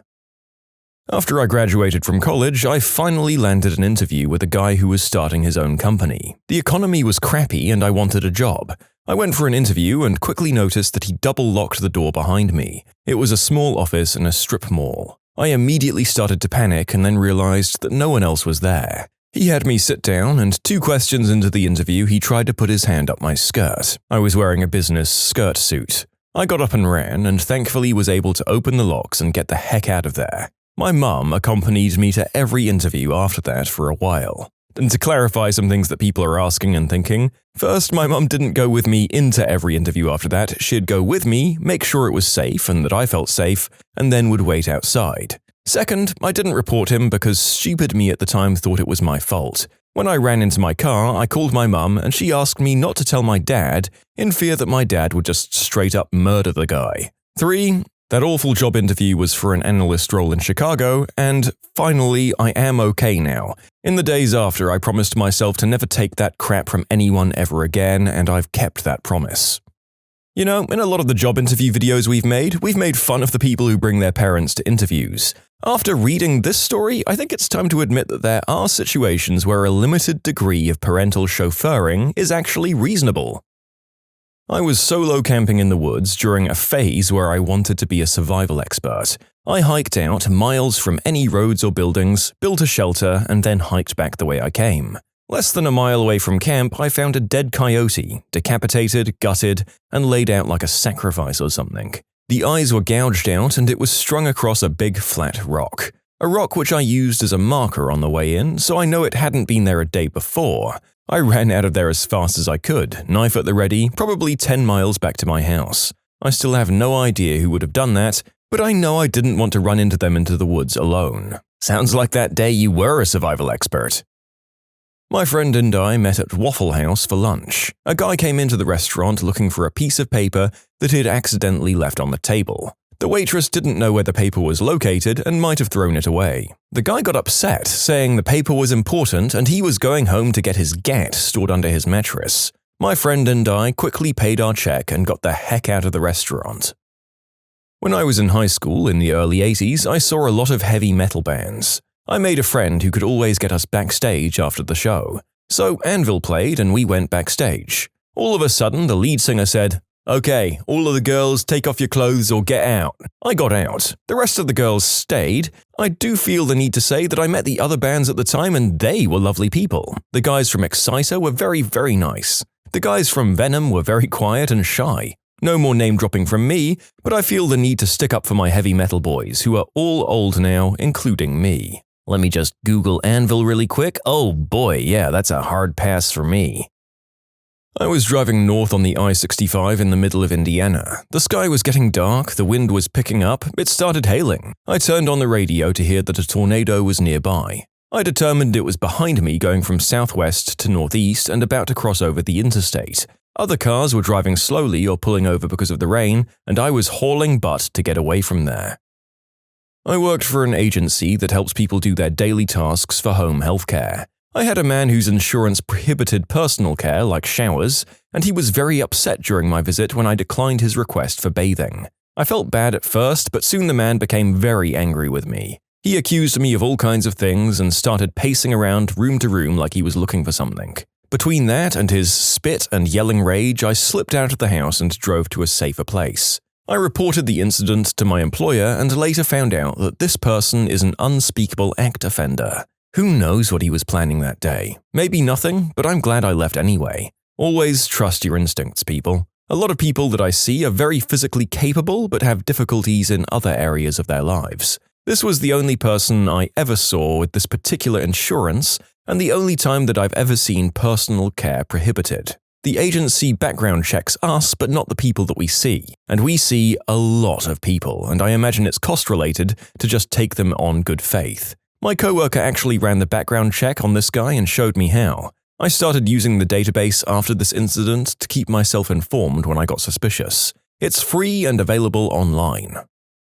I lived in South Everett, Washington for a couple of years. Was walking home from the bus stop to my apartment, which took me behind the Home Depot. Suddenly, a van starts following me. I hear the side door slide open and look behind me to see a man with the top half of his body hanging out of the slider door looking at me. I took off running towards my apartment, literally running as far as I could. The van started going faster. By chance, a guy was pulling out of the driveway of my apartment complex, sees me running for my life and stops. The van immediately turns around and speeds off. The guy asks if I'm okay.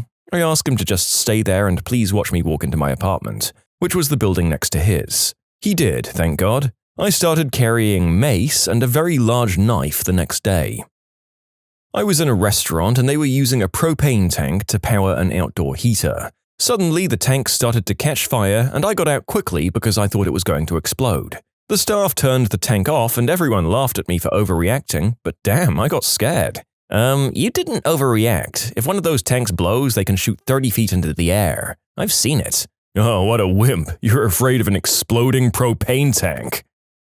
I was in Thailand back in 2010 on the Southern Islands after a full moon party. My friends and I were talking to two girls who invited us to play poker. We went and sat down with two German guys and two burly Thai guys full of tats and began to play. They were joking, friendly, and the buy-in was $10. We lost some pots, won some pots, and overall it was a happy experience. The Thai guys beat us, and on the last hand I managed to claw my chips back to about $8. My friend was looking tired, so I gave him the nod, thanked them for the game, and I said we'd cash out and be on our way. The Thai guys put a machete on the table and told us to F off. My friend, myself, and the two German guys noped out of that situation as fast as we could. On the way back, the girls caught up with us and apologized, but it meant F all because they were clearly in on the take. Lesson learned, if pretty girls ask you to play a game, it's for nefarious reasons. Yeah, a machete is a pretty good point to take your losses and call things off, I feel. Honestly, I wonder what would have happened if you had stayed longer and there was more money involved. When I was 17, I met with a 23-year-old guy for a mall date. Can't remember his name for the life of me. I'd just gotten out of a horrible relationship and was trying to distract myself. We had dinner, and when the waiter bought the check, the guy told me he had forgotten his wallet in his car and that if I went with him, he could grab it. I told him it was fine and paid for the meal myself. We went into a couple of shops, but he kept asking me questions about my ex-boyfriend and also mentioned that he had been in jail but wouldn't tell me what for, and I was nervous. Then things came to a head when he kept saying, "Hey, just come to my car for a second, please. Let's listen to music," and kept getting increasingly anxious every time I declined. I was so scared. I immediately pretended to have a period emergency just so I could get out of there quickly, and luckily I'd parked in a different lot than he did. I still have no idea what his intentions were, but man, that was terrifying. As a young teenager, maybe 13 years old, I was camping in the backcountry during a summer camp in the Midwest US. Second to last night of the trip, we started seeing mammatus clouds and the sky turned green, but no immediate rain or hail. Being the good Midwestern kids we were, we knew the signs and found a semi-solid shelter before the storm hit. When we got out of the backcountry, we found that 3 major tornadoes had touched down and gotten as close as half a kilometer to our original campsite. As a New Yorker, I would have just stared at the pretty sky and probably died. You can submit your own stories to be featured here on the channel. The story submission link is in the description below. And if you want to listen to some vibey music in the background, check out easymode, also linked below, and subscribe. Some guy in my class.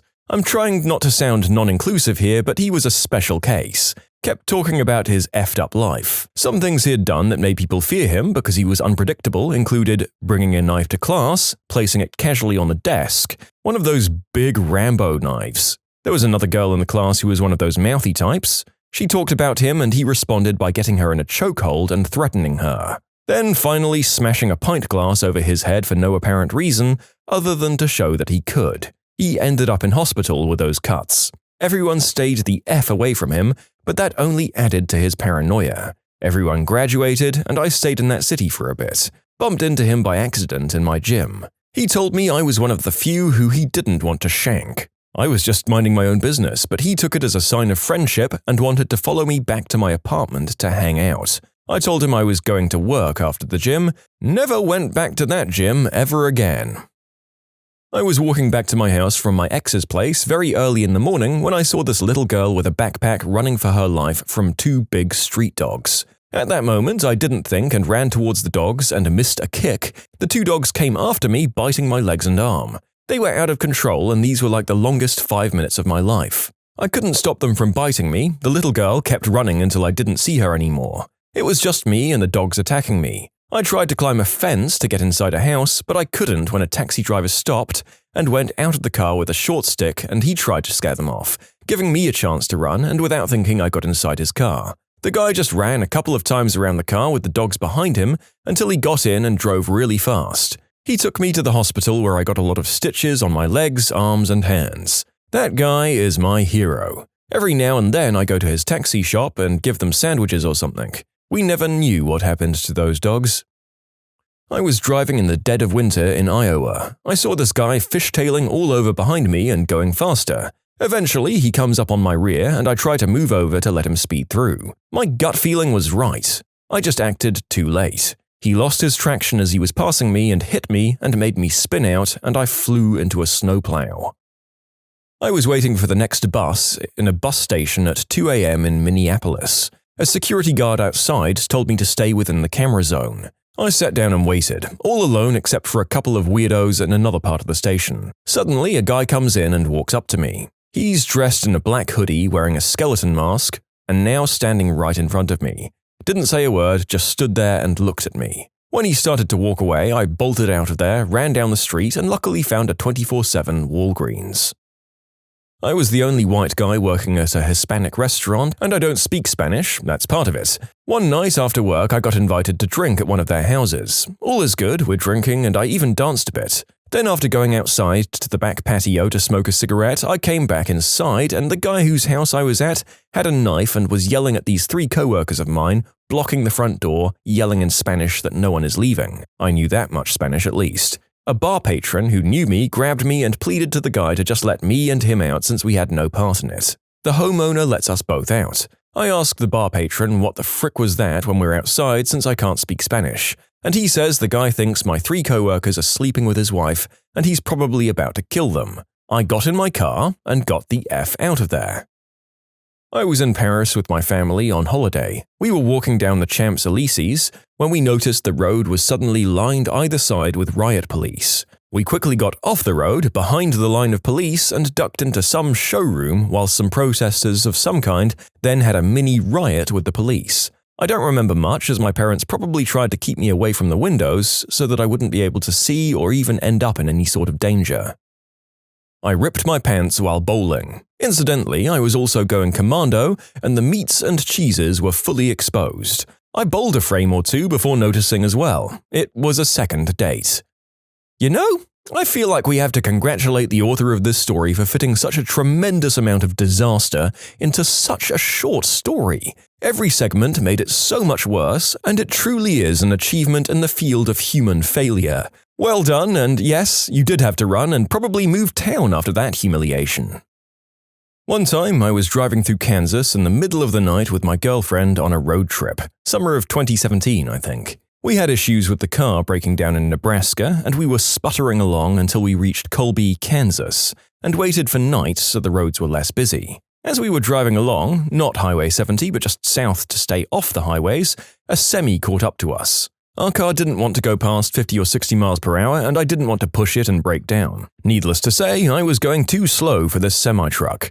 For about an entire hour, this guy was riding my butt, flashing his lights. Never honked his horn, though. I'd slow down and pull off to the side a little bit up to let him pass, but every time I did that, he'd slow down too and give me a ton of space. It was now about 2 or 3 a.m. We were in the middle of nowhere, coming up close to the border of Colorado. He's still contently riding my butt and turning his lights on and off again. We finally come across a gas station and pull over to a pump on the right side. A lot of people have suggested to me that the driver was trying to indicate that maybe a light was out on my car or something. Trust me, this was the first thing I checked at the gas station when I got out of the car.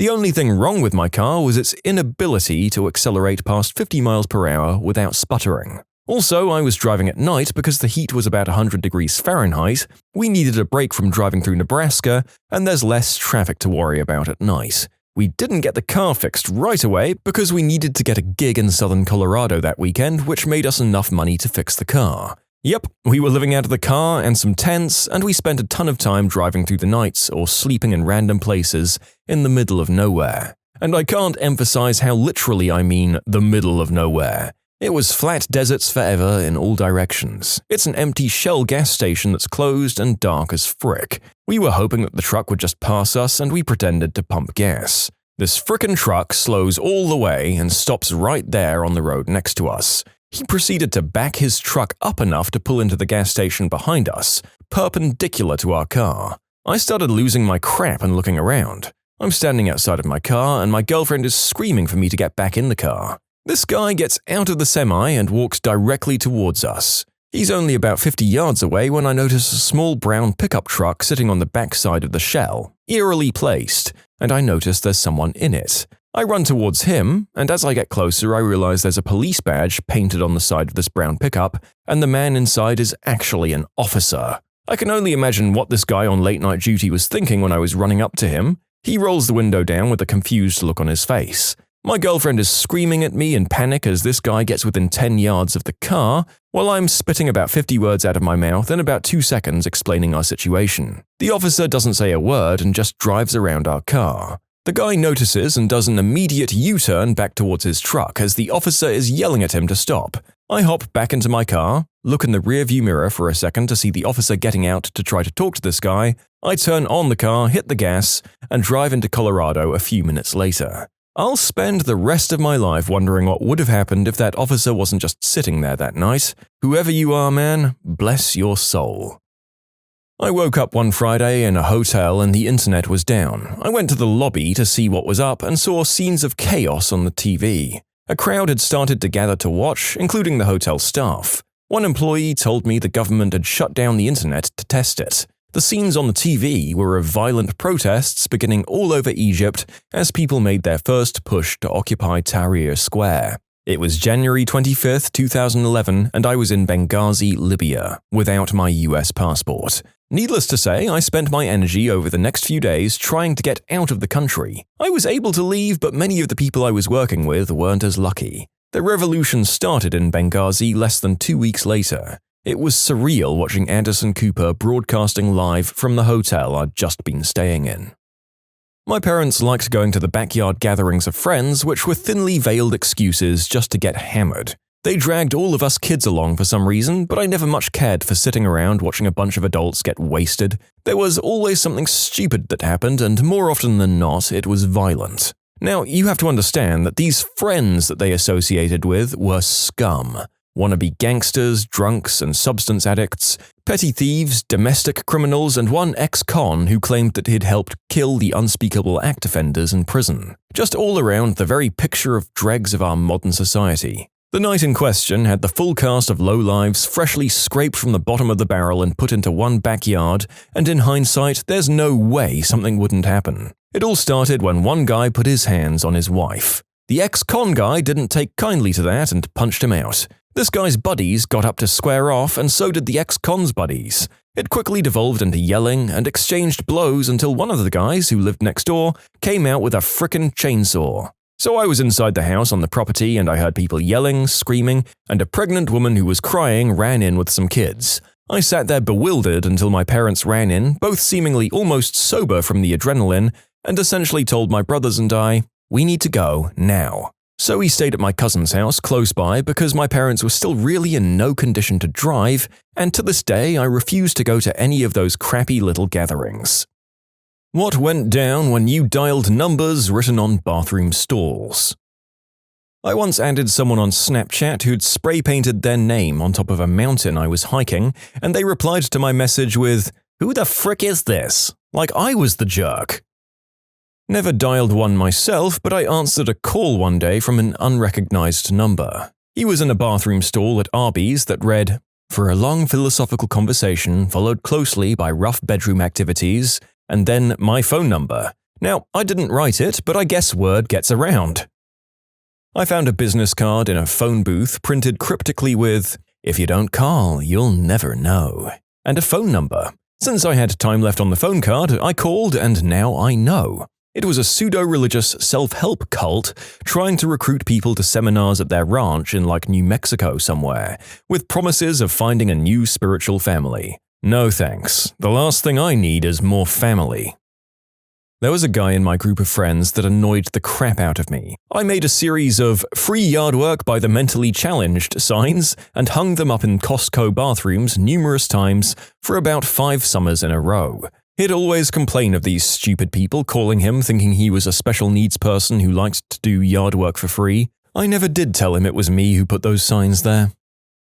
I dialed a number from my college bathroom stalls that said, "Free down under kiss." I thought it was going to be the police department or something asinine, but I wanted to do it anyway because you never know, and it was a number for vector marketing. Fah! I saw a number scratched on a table at a bar that said something like, "Call Mike, he's been really mean," sad face. So I sent Mike a text telling him to be nicer, and in response he sent me back several angry, "Who the hell is this?" texts over the next few days. He is really mean. Yeah, I think Mike needs a few more unsolicited messages to help fix his attitude. That's needlessly aggressive of him. Good on that person for scratching his number on the table and helping him get the treatment he needs. I was at a restaurant and they had the option to give $1 to charity and to put your name on this piece of paper that we posted on our wall. While waiting in the lobby for a friend, I saw that one had a name and a phone number with "Call me" under it. I figured, why the hell not? A girl answers and I ask if it's this person and she says yes. I explain I'm in the lobby of the restaurant and her name is on the wall with her phone number. She doesn't believe me despite my best efforts to convince her I don't know who she is. Eventually, she asks me to walk out the front door of the restaurant, to which I obliged, and she says, "Oh, holy crap." Meanwhile, I'm standing in the parking lot trying to figure out who the heck is looking at me. She asked me to take the paper down and thanked me. Apparently, one of her co-workers told her that he did it and she didn't believe him. They worked in the area and frequented the restaurant. In high school, I messaged one that was on the backseat of a bus that was going through a town that was a 30-minute drive from my town. I texted, "Who is this? Your number is on the backseat of this bus." They replied, "Greg." I told my classmate about it a week later since his name was also Greg. Sure enough, he holds out his phone with the text message from me on the screen. About 10 years ago, someone wrote, "Call this number for a good time" on the sidewalk. So I saved the number for crap talking, thinking I'd call the number and at least let them know how I got it, but I never did. Just kept the number saved as triple question mark. Well, the other day I was on Snapchat and I saw triple question mark pop up in the suggested friends or whatever, so I added her and she added me back. She's a babe and I have no idea what to say to her, but I want to tell her how I got the number and not seem too weird. I found a number on the bathroom stall in a bar. When you need a friend, when something great happens and you have no one to tell, when you want to vent, when you want to be spontaneous, when you need help getting home from a drunken stupor, call me. Rest in peace, Ryan. I cried and called to tell her what a great message it was, and we both cried and talked for a few hours. I know a guy that called a number written on a $5 bill. He figured she must be a quality girl because it was a 5 and not a single. She had a great voice on the phone, so they made a date. He played guitar in a popular local band, and there was a hip restaurant next to the club they were playing at, so they arranged to meet before the gig. He figured they'd have dinner, and then he'd impress the crap out of her with his playing. He was truly a fine guitarist. So he walked into the restaurant and looked for a girl in a pink dress. There was one, and she was enormous. So he slipped out before she saw him. So during the show, he sees the crowd part as the girl in the pink dress makes her way up to the front, where she glares at him during the entire set. Afterwards, she screamed at him for standing her up. He felt a little guilty but said he'd feel worse if he'd had dinner with her and then dropped her. After all of this, his warning was to not call numbers that you see on currency. Not in a bathroom stall, but someone had once written one of my male friends' numbers on a classroom bench. A girl called him, they talked and began dating. Eventually, a guy who had a crush on her beat my friend up, and that's how my friend lost his first girlfriend. When my friend and I were about 11, there was a public bathroom in the park where we had soccer practice, and outside that public bathroom was a payphone, and on that payphone was scrawled a number and above it the word S, E, and you know the final letter. I don't recall ever paying for a call, so maybe it was a 1-800 number. I don't remember. It was a recording of a woman's voice. I remember only the beginning, but I can hear it crystal clear to this day. You want to have fun? Yeah? Then a bunch of feminine giggling. We'd hang up when the recording asked for a credit card number to continue the call. I think we were terrified our parents' credit cards would somehow get charged and we'd get caught. Kid logic. We're both straight females, but we still called that thing all the time. It was seriously the most risque thing I've ever done up to that point, and also probably for a long time afterwards, sadly. I was at the bus stop and I saw this text. If you're in deep crap, call this number. I called the number because I had like 30 minutes to bus. It was a small taxi company. I told him to come pick me up. He saved me like 25 minutes of waiting. The guy was cool and I even gave him a solid tip. I texted one of these numbers a picture of a cucumber because that's what the note said to do, and they sent me cabbage. I was playing Jenga at a local bar with some friends. All the blocks had people's numbers on it, so we made a rule that you had to text any number you pulled out. The first person I texted sent me a picture of a pile of coffee beans labeled, "Find the Kanye." There was a tiny Kanye face on a bean in the bottom left corner. I asked for Jenny and instead got a very irate cussing out from a woman with a southern drawl. I never called it, but I was in this English pub in Tokyo and the walls were pretty typical of an English pub. West Ham forever, Sarah is a slag, and so on. Then one said, "Is anyone interested in joining our baseball team every Sunday at 11 a.m. with his phone number?" He must have thought it was an actual message board. Bless. Kind of unrelated, but I took a picture of my Snap code, basically like a QR code for Snapchat accounts, using one of the display phones at Best Buy. I now have a random woman following me. An old-sounding woman answered when I called the number, offered the best B followed immediately by a J in town. I asked her how much. They told me $5. I asked her if it was blueberry or blackberry jam. She called me an idiot. Boysenberry jam, idiot. Those other ones are out of season. I got me a boysenberry jam from that woman, if you know what I mean. I used to call the numbers and inform the recipient of where there were not such nice things written with their name and number. They'd always ask what it said, and I'd always reply that I wasn't sure they wanted to know, but they'd insist. I'd tell them verbatim in my radio announcer voice and listen to the shock emanate from the cell phone. They'd always ask me to mark it out, but I'd tell them that I didn't have a pen or Sharpie. I found my sister's number once and couldn't stop laughing. I'm sorry, but if you call your sister and tell her that, there's no way she wouldn't think that you hadn't written it there. I think in that one specific instance, you should have gotten a Sharpie and crossed it out.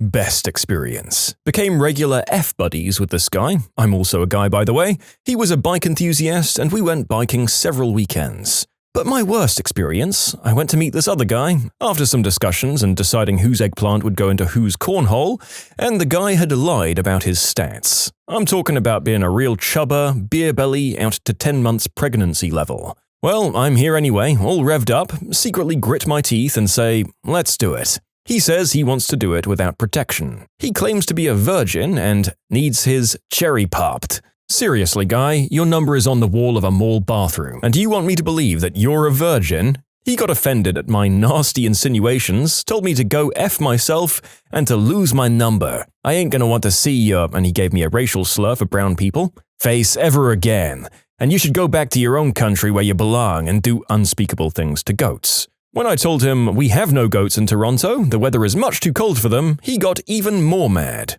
Fun times. I dialed up a number scratched on a horse feed shed storage door out in Loudoun County, Virginia, and Robert Duvall answered. He cautioned me not to use the number again unless I could deliver him 2 to 55 pounds of horse and mule feed. I actually met my best friend in middle school ringing one of those numbers. Huh. I had the best S and F of my life as the text had advertised. The guy was homeless, though. You can submit your own stories to be featured here on the channel. The story submission link is in the description below. And if you want to listen to some vibey music in the background, check out easymode, also linked below, and subscribe. It was written on a piece of paper way back around 10 years ago. It said, call this number if you're struggling with life. I was 13, so I called the number. We had never met, but he had a really sweet voice and we talked for about an hour. Gave me great advice about how the world can be cruel to gays like me, but that the future will get better. We never communicated after that. If I could meet that guy to thank him even for a second, I would. Thank you, Mr. Target. That's what he wanted to be called, by the way. I saw the number read Hunger Games Hotline, so I took a picture of it in case I ever wanted to call it. A year later, I was on a school field trip coming back from DC when I tell my friend we should call this one number. He says yes, we dial it, and we hear robots doing the deed. When I was younger, someone wrote, "For a good time, call," and my number on the playground slide. People would call a couple of times a week, laugh, and then hang up. I started to get annoyed, so I went to the playground to cover it up. Someone saw me doing it and called the cops, saying I was vandalizing the playground. I had to explain to the cop that I was just removing my number so people would stop calling me. Okay, so it wasn't a bathroom stall, but a hilarious story. Back a long time ago, Paris Hilton had her T-Mobile sidekick hacked, and all of her contacts' numbers leaked online. I was contracting some 15 or 16-year-old kid to do a website for me at the time. About 4 or 5 hours before the list went public, this guy building my site hits me up on AIM. Yeah, I'm that old. And he's like, "My buddy just did some crazy hack. He got all these celebrities' numbers." "Bullcrap," I said, because at the time this was unheard of. He sends me a text file of about 150 names and numbers. The first one that stuck out to me that I knew who they were was Fred Durst. I rang him up, froze, and then said, "Yes, is this Mr. Durst?" "Yeah, who is this?" I truthfully explained the exact scenario, and my morbid skepticism led me to dial him up. He said something about him going to have to turn his phone off now and actually thanked me for giving him a heads up. After that, I waited a few hours and picked a number at random, someone I didn't recognize or know. Wrong idea. She picked up the phone and said my number was now logged into her phone and the FBI were on the case. Whatever. She finished by telling me that she hoped I died. At that moment, I knew the list had been public. I logged into some MIRC chats and it was story after story of interactions. I don't like his music, but Fred Durst seems like a cool cat, and I like to think I gave him a heads up before the crap hit the fan. Overall, teenagers do dumb crap. I went outside after watching a movie at the theater and someone had written their number in the snow that had collected on the back of my car. I texted it and it was just a random guy who went to my school. Never met him, but he saw the decal from my university and his buddies had dared him to leave his number there. The message said, "For the best B," again immediately followed by the letter J. The person that answered said that meant best blinging jewels. "Well played, K Jewelers." One of my best friends in college. It was our freshman year and somebody had written a number in the girls' bathroom in our dorm. Half drunk, we pressured her to text the number, and to our surprise, she got a reply. It was another student. They actually ended up talking for quite some time and met like a month later. They've been dating for 5 years now. I went to a gig and everyone who frequented this venue would write on the wall while queuing. So me, being drunk already, decided I'd ring one because it said something amusing. Guy answers and I told him where I am and that I was bored, so I rang this number off the wall. We had a conversation about who he saw and who I was seeing that night, and due to me being drunk, I sang a song by the band he went to see down the phone to him. Funniest queue bonding moment so far. Me and a few friends wrote one of our friends' numbers in the Portaloo or drop toilet at Glastonbury Festival about 6 years ago. Every summer around festival season, he'll receive a few calls from people asking if the guy wanting fun stuff in the butt is still available, and if so, where does he want to meet. His girlfriend hates us almost as much as he does. When I was in 7th grade, pubescent and virginal, my sister, in the 9th grade, informed me that my name and number were written on the stall in the girls' locker room. Turns out, not only was I hot, I was good in bed, available for a good time and a wild lay. This was music to my ears and my raging hormones. I really wanted to do the deed with another human being. My friends did as well, but they were unfortunate, unrepresented suckers. I just sat back and waited for the calls to come in. I didn't stray far from the house, even though I'd trained my ear to distinguish our ringer. I could hear the phone from 3 states over. Nobody called interested in sampling my raw animal prowess. 4 years later, in the summer between 11th and 12th grade, I was at an all-night diner with some friends of mine, dining with my sister and her friends, because college chicks, am I right? One of her friends came out of the bathroom talking about some graffiti, and I remembered. I mentioned to my sister that I'd waited for the phone to ring for weeks, and it was a karate chop to my ego. She then informed me that she had changed the 3s to 8s, while laughing with her friends. At me. Hot and good in bed me. I know that your sister seems mean, but as most of those calls were either going to be pranks or people you probably shouldn't be taking a risk on in the 7th grade, I honestly think she did you a solid, and she doomed some other person to a bunch of weird calls. Mine wasn't a bathroom stall, but just a couple of weeks ago, I met a girl from writing her number in Roman numerals on a school desk, and just 2 days ago, we ended up going out together. School bathroom with a phone number in Sharpie. Written above it, it said, "Sucks eggplants for free." I started typing it in to text, but I realized it was my own phone number. High school kids are brutal. Called the number, went on a date, it was successful. Would recommend 10 out of 10.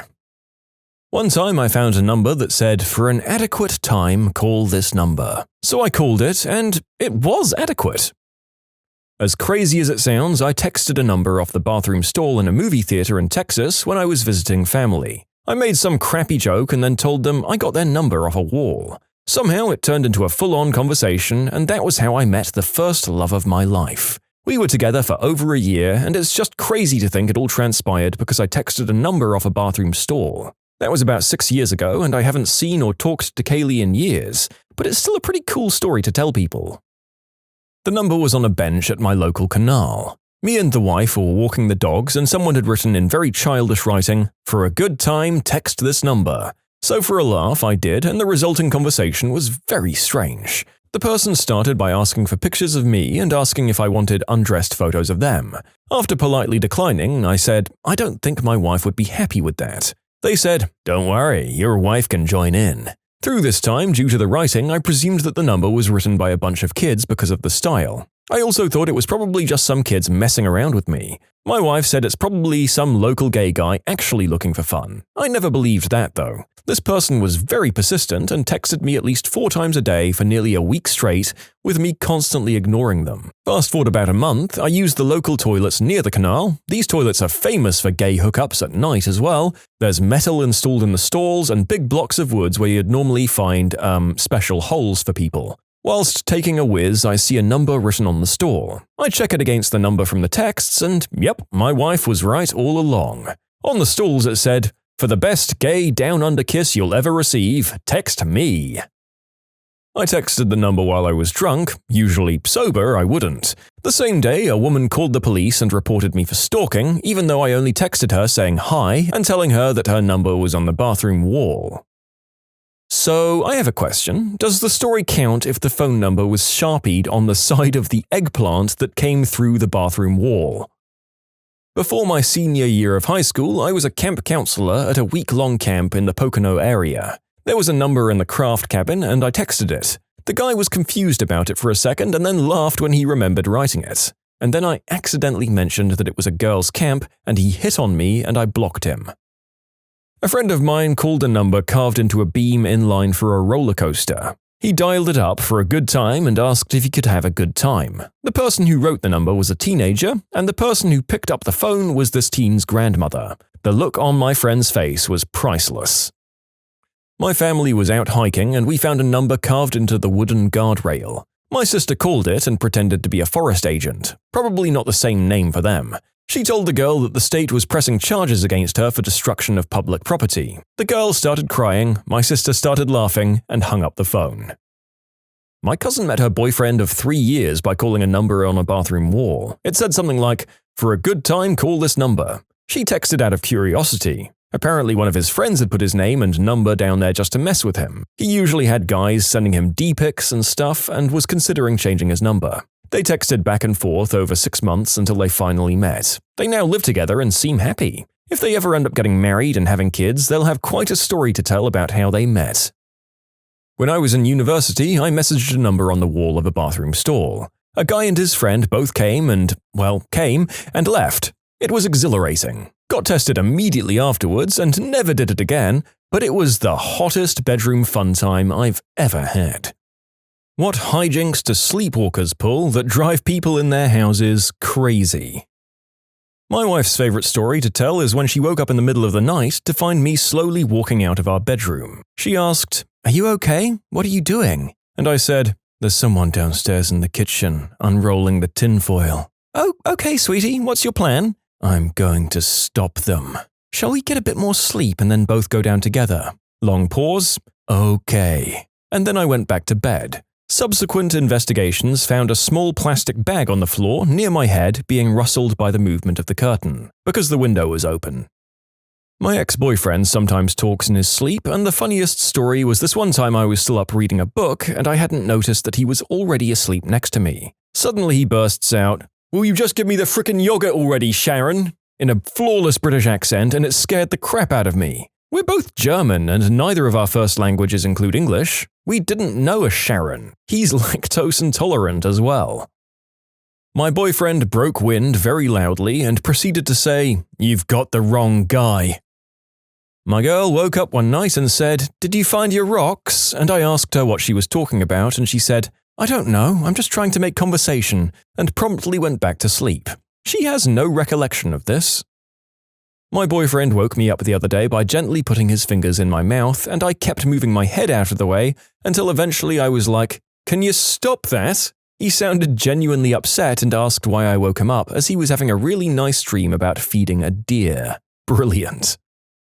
My boyfriend either recites postcodes, he's a delivery driver, or calls the dog in his sleep. So either he's mad no one's responding to his postcode nonsense, or I get a flying 30-kilo dog to the body. Oh boy, and you can't even close the doors on that one, because then you and the rest of the neighborhood gets to listen to an enormous dog hit the door like a runaway train and then sing the song of its people when it can't get in. My aunt likes to tell the story about her and my cousin sharing a hotel room one time. My aunt woke up, having to use the restroom, and found my cousin sitting up in bed with her arms folded across her abdomen, kind of rocking back and forth and giggling quietly. When my aunt asked her what she was doing, my cousin said, "I'm holding a baby and it has an adult smile." I found this story deeply unsettling. My ex once said, "Horse!" That's all, just the word horse, but with a sense of urgency. The same ex once told me that I sat up straight in bed and mumbled, "Jesus, Grandma, you scared the crap out of me." I'd been dreaming that I was in bed at night and my grandma, still alive at the time, wandered into the room and stood at the end of the bed with a blank stare. So this one time, while my significant other was sleeping, she randomly reached over and started to pet my leg softly. When I ask her what she's doing, she looks at me like I'm stupid and says, "What does it look like? I'm petting this fluffy baby penguin." Then pauses for a second, pats my leg again and blurts out, "Wait, this isn't a penguin." I've never laughed so hard over someone talking in their sleep. Fantastic sleep songs with lyrics which are utterly bizarre. My absolute two favorites have been, first, "Oh, whoa, it's a corner rat," and secondly, "Obey my rules and you'll always be a country cowboy." Repeated about 5 times and finished with, "Yeah." My wife started screaming one night that she was lost in the local grocery store, and that no matter where she went, she couldn't find her way out. I asked her, has she tried checking out at the cash registers? She then looked at me and said in her most sincere voice, "That's why you're the smartest person I know," and she rolled over and fell back asleep.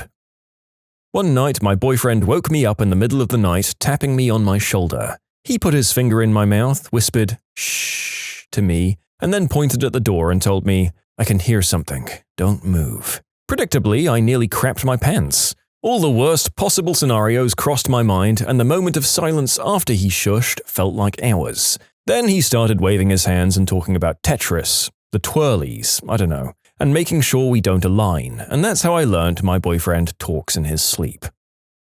Oh, hell yeah, take a seat. My wife was an avid sleep talker for a long time, and her midnight announcements range from simple single words to elaborate speeches. The ones that really stand out to me are waking up in the middle of the night to her suddenly sitting violently up in bed, throwing back the covers and screaming, "Tarantula!" That will make you wake up very, very quickly. There was also whispering my name repeatedly, which woke me up so she could share in a hushed, cautious voice, "There's an alligator in here." When I expressed my concern, just playing along, she told me, still whispering, "It's okay, it's been here before." But my all-time favorite was when, from her perspective, as she later explained, she was dreaming that I was playfully sneaking up on her and she saw me and was calling me out on it. From my perspective, my wife sat up in the middle of the night, staring into the darkest corner of the room and said repeatedly, in a soft sing-song voice, "I see you." My frickin' blood froze. In short, my wife is terrifying. My grandfather was a hard sleep talker, and my grandmother has a funny story. One day my grandfather was sleeping and saying, "Do I punch this jerk?" And my grandmother answered, "Yeah, punch him." And then my grandfather hit her in his sleep. I woke up one night when my husband started flailing around in the bed. It shocked me and I shouted, "What's wrong?" And then he punched me in the face. I yelled out and started crying, and he woke up and shouted, "What's wrong, honey?" He'd dreamt he was being chased and then turned around and punched them. Also, my mum, who's in her 80s, she often falls asleep in her chair while I'm visiting her, and she sleep eats. Not real food, but she goes through the motions of holding a plate and bringing it to her mouth. It's hilarious watching her. I asked her once if it was nice, and she said, "Yes, it's very tasty." My girlfriend once yelled in her sleep, "No, no, no, you spunky lesbian. I'm male." I still tease her about it.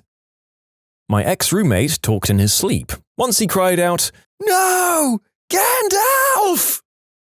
I got this from my wife the morning after the incident. I sat up bolt right in the middle of the night and said, "They're coming.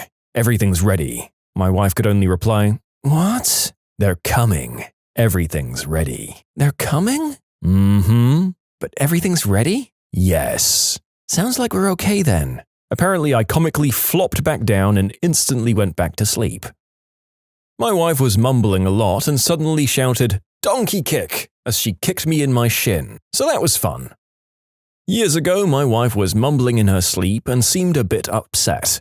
I wanted to comfort her without waking her up too much, so I said, "Honey, you're fine. Do you know where you are?" She slugged me in the arm and said, "I'm in a place where punch buggies are seen first." And then she rolled over and muttered to herself, "Chugga chugga chugga chugga chugga chugga buggy," and went back to sleep.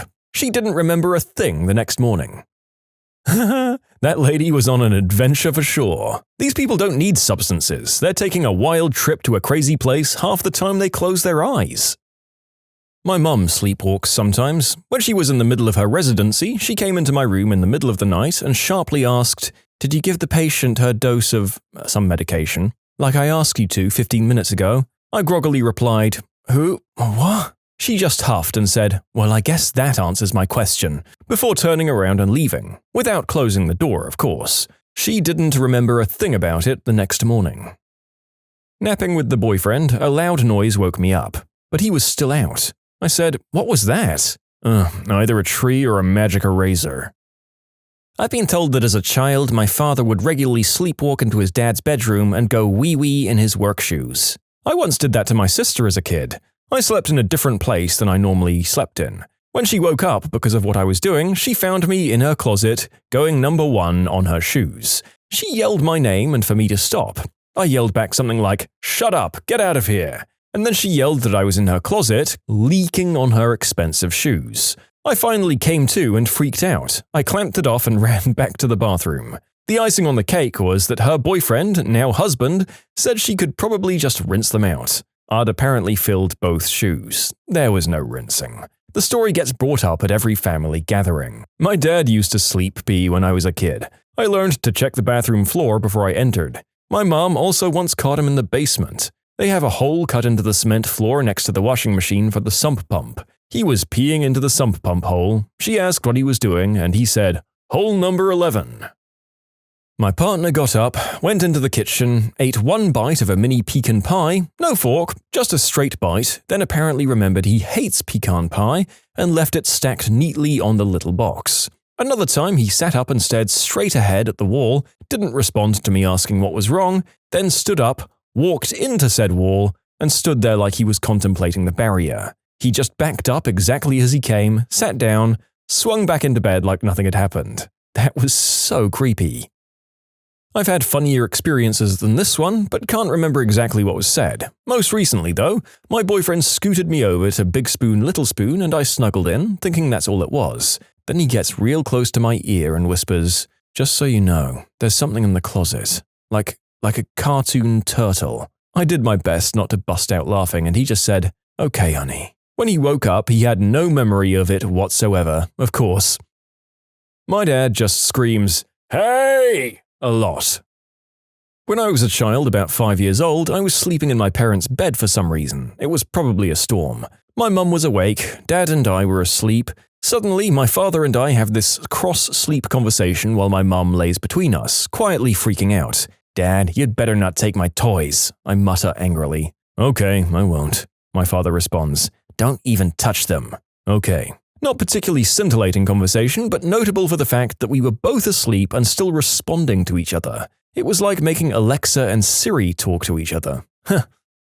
You can submit your own stories to be featured here on the channel. The story submission link is in the description below. And if you want to listen to some vibey music in the background, check out easymode, also linked below, and subscribe.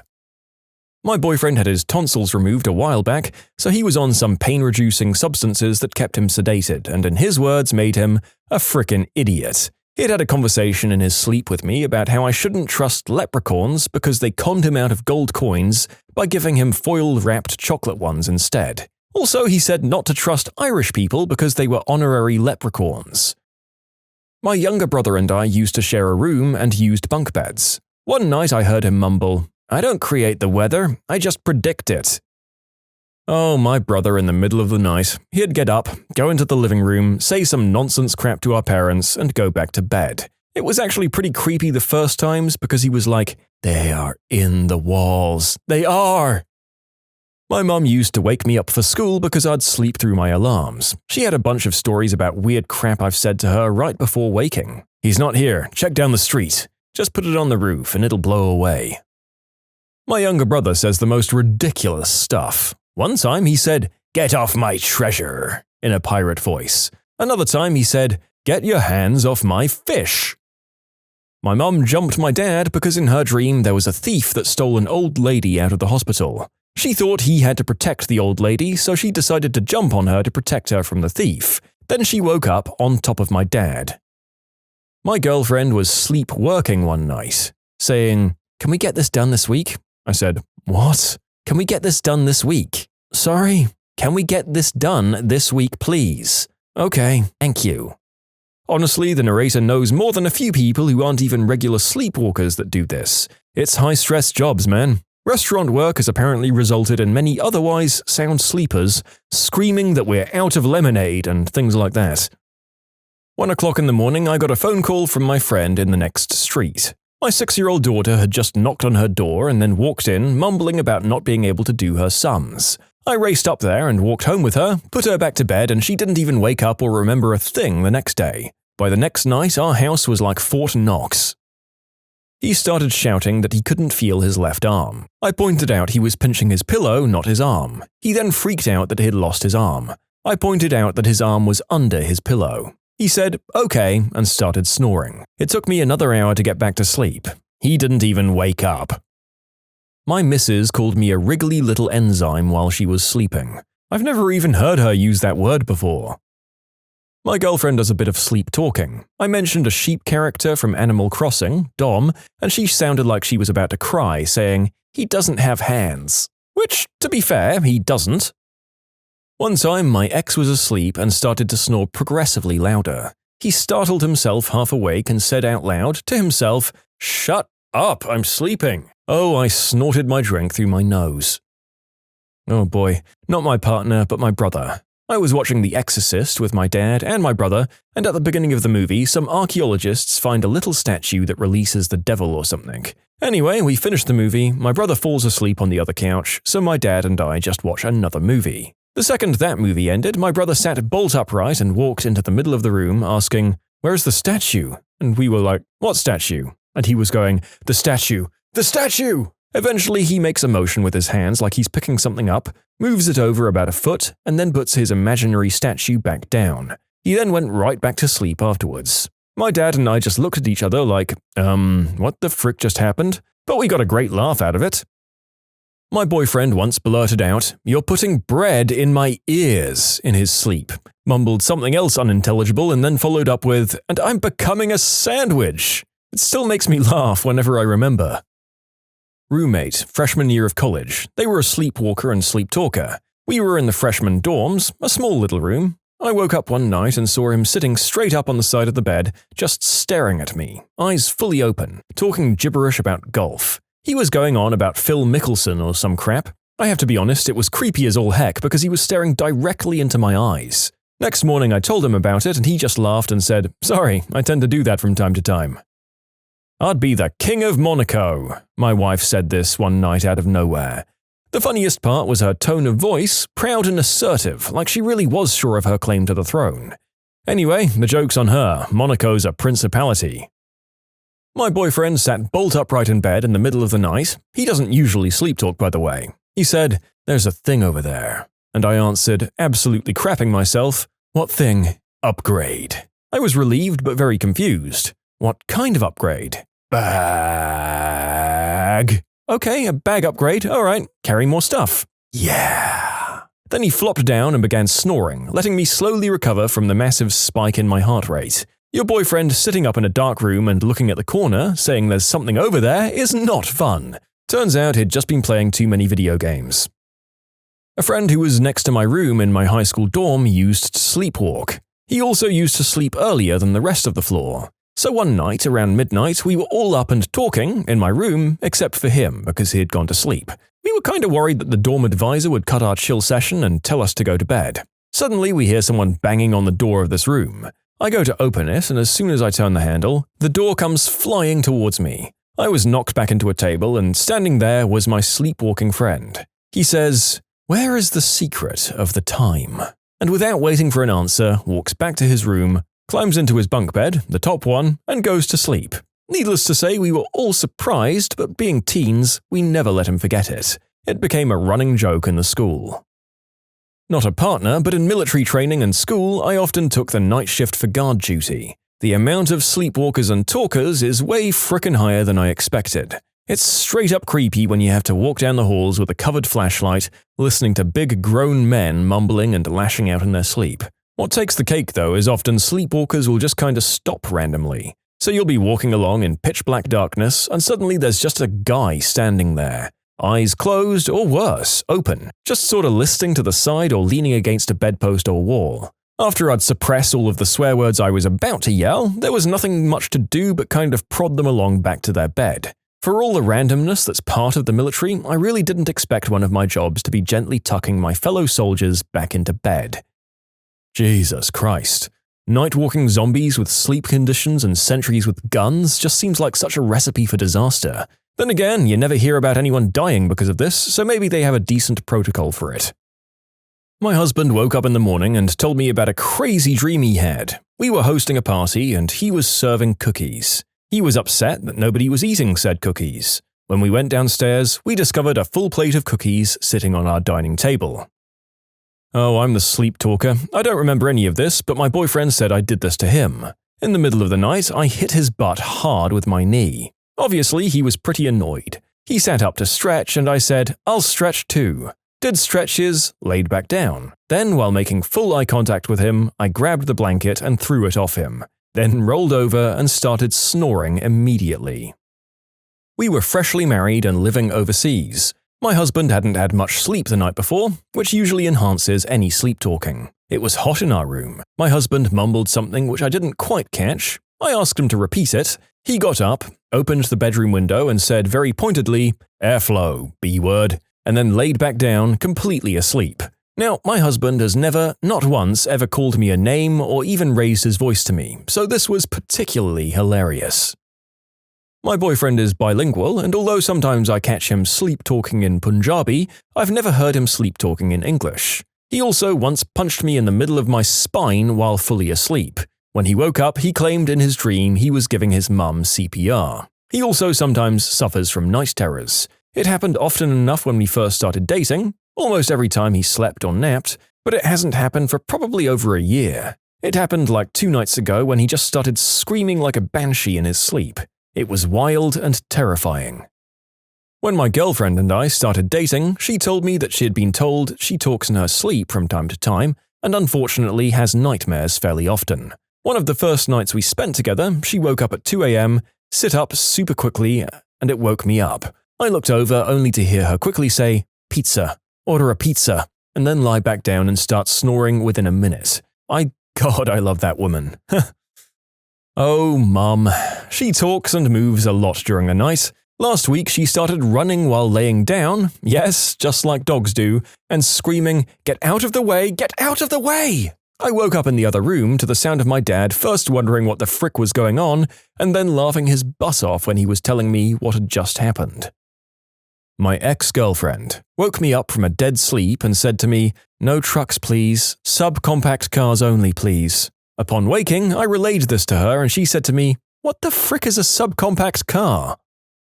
After watching the Lego Movie, I really got into the Batman franchise. The comics, the movies, everything. This kind of peeved my boyfriend. It peeved him so much, in fact, that one night while he was sleeping with his back to me, in a split second he sat bolt upright, turned to me and yelled, "Frick, Batman!"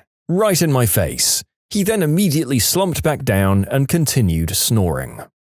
What's the most surprising trade secret about your job?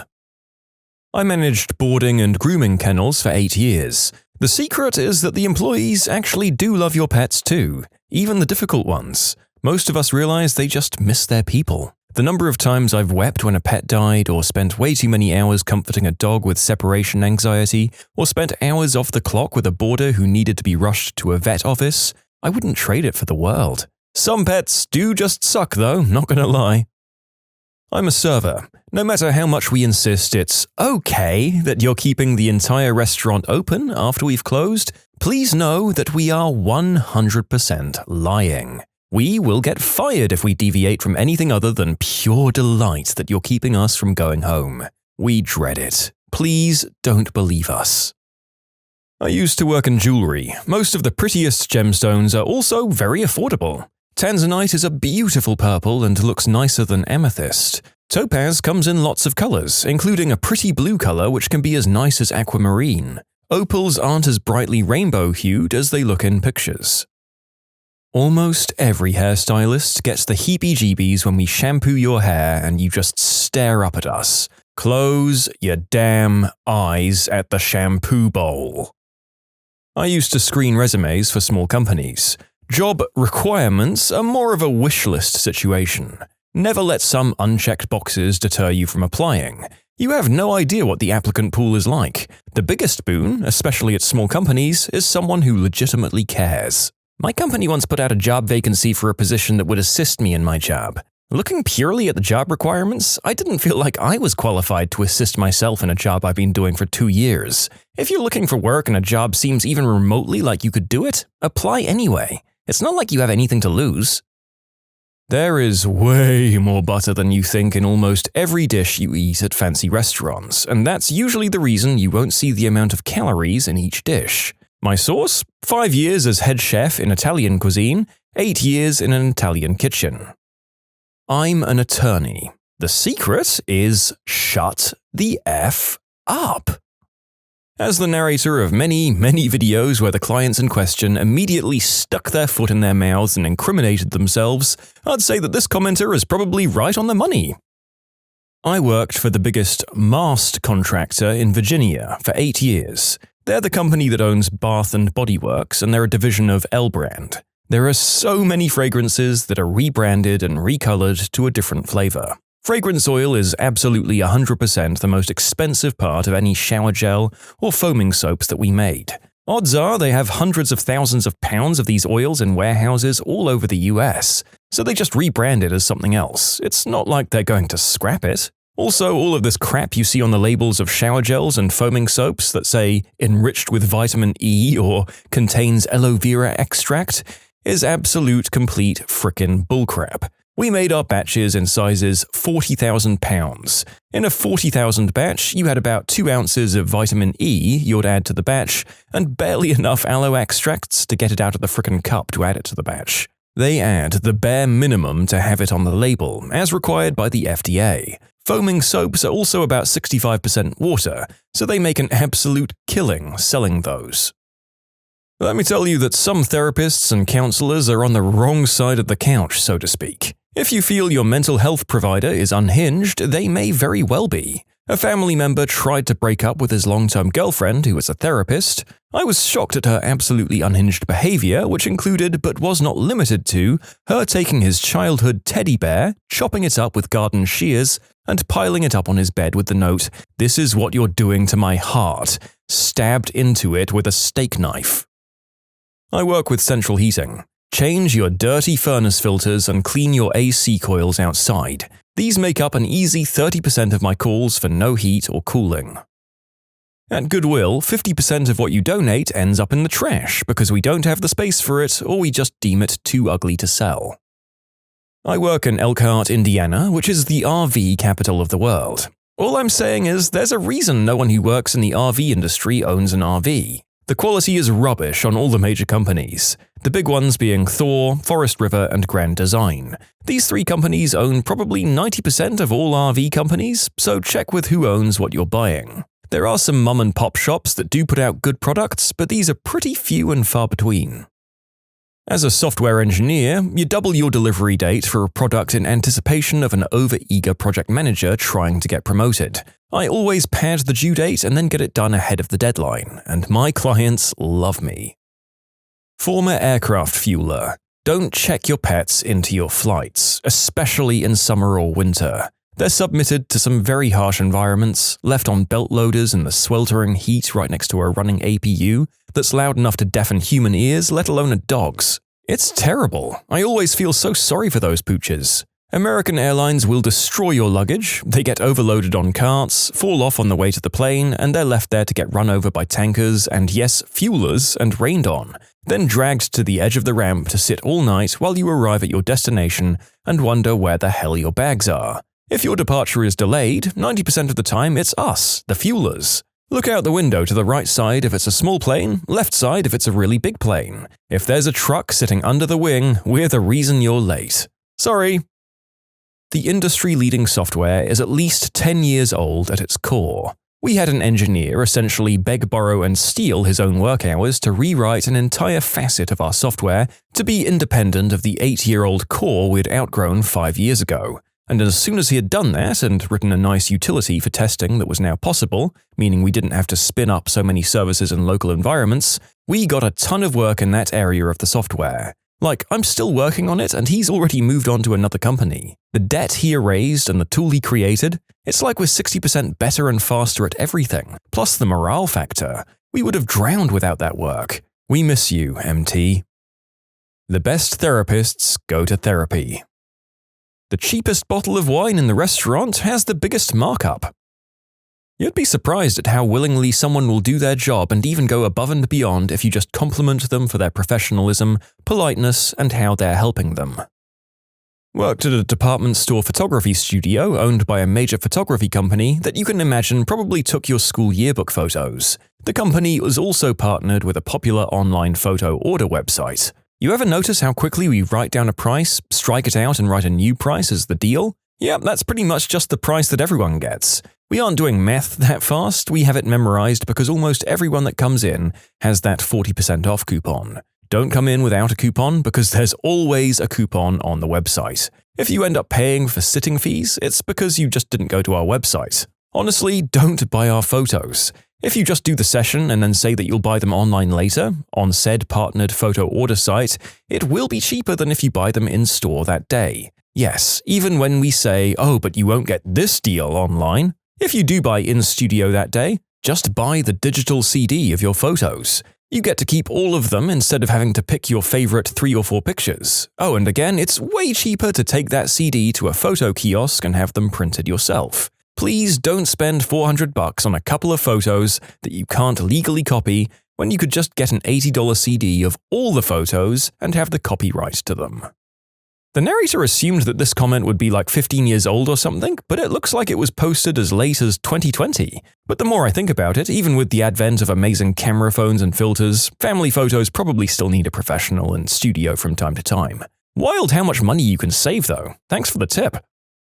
Not an industry I work in per se, but I used to be in a sales role. One of my customers was a milk bottling plant. I was somewhat surprised that they were putting the exact same milk in both organic and non-organic cartons. Turns out, all of their milk is organic, but in order to not miss out on the sales of non-organic milk, they just bottle them differently and sell them at different prices. Construction boy here. If your windows or sliding doors are tough to open and close, 9 times out of 10, we put your own dish soap on tracks and the thing works perfectly. It takes 5 minutes and we charge $150. Dish soap, people. It's better than WD-40 sometimes. Amusement park ride operator here. If your kid is crying and you want us to stop the ride, even if we want to, it's not gonna stop immediately. The carousel will spin a few more circles or the ship will swing a few more times before stopping. The only exception is the emergency stop, which will absolutely mess up the ride, potentially causing mechanical damage if we press it. Hence, we only use it in actual life-threatening situations. The best thing you can do is try to get your kid to calm down as the ride comes to a stop. And no, yelling, "Stop the ride" at us doesn't make it stop faster. Nobody uses bots to inflate metrics more than the most major players in the entertainment industry. All the numbers are fake, including sales. Everything at the Container Store exists and is cheaper at Lowe's. Companies lie to their customers about saving their credit card information because they aren't supposed to. They'll also save their social, addresses, and 5 of their most recent phone numbers and bank account numbers. I know this from my life as a student loan servicer. If in doubt, lubricate. I'm a machinist.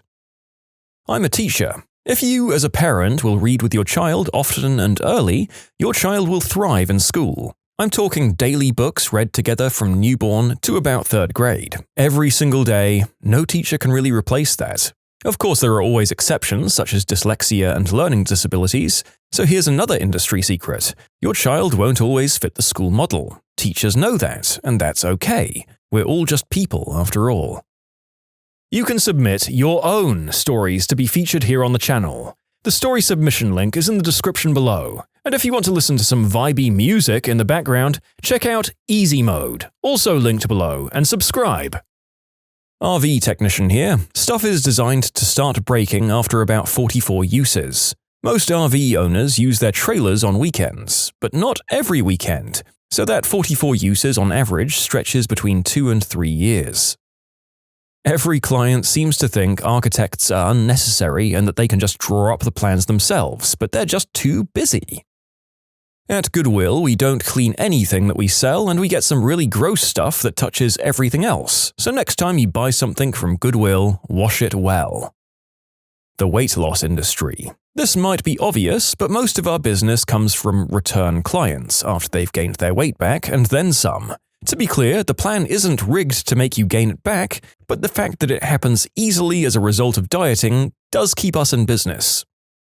Audio engineer here, a few seemingly obvious things to point out. 9 times out of 10 with a studio, you get what you pay for. You have to pay for years of experience, acclaimed expertise, plus hundreds of thousands of dollars in equipment and software tools, not to mention the hundreds of thousands of dollars that went into the acoustic engineering of the physical recording space alone.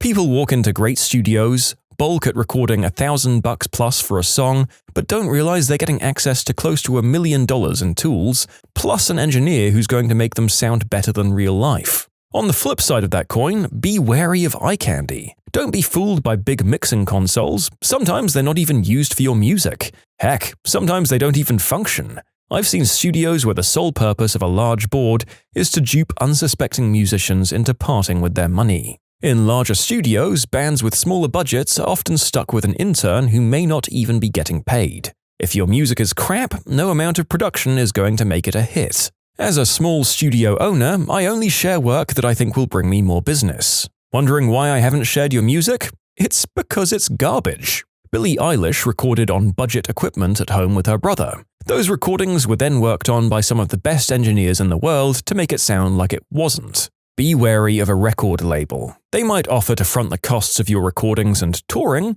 but you have no creative control over your sound, where you record, your tour schedule, and usually the label will own your music. Oh, and you have to pay all of that money back to the label afterwards. Be cautious of studios that claim so-and-so recorded here. There's a studio in Iowa that claims Slipknot recorded here, and while it's true that Slipknot did record in that building, it was a different owner, different engineers, and some different equipment. You're not going to sound like Slipknot by recording there. Sorry.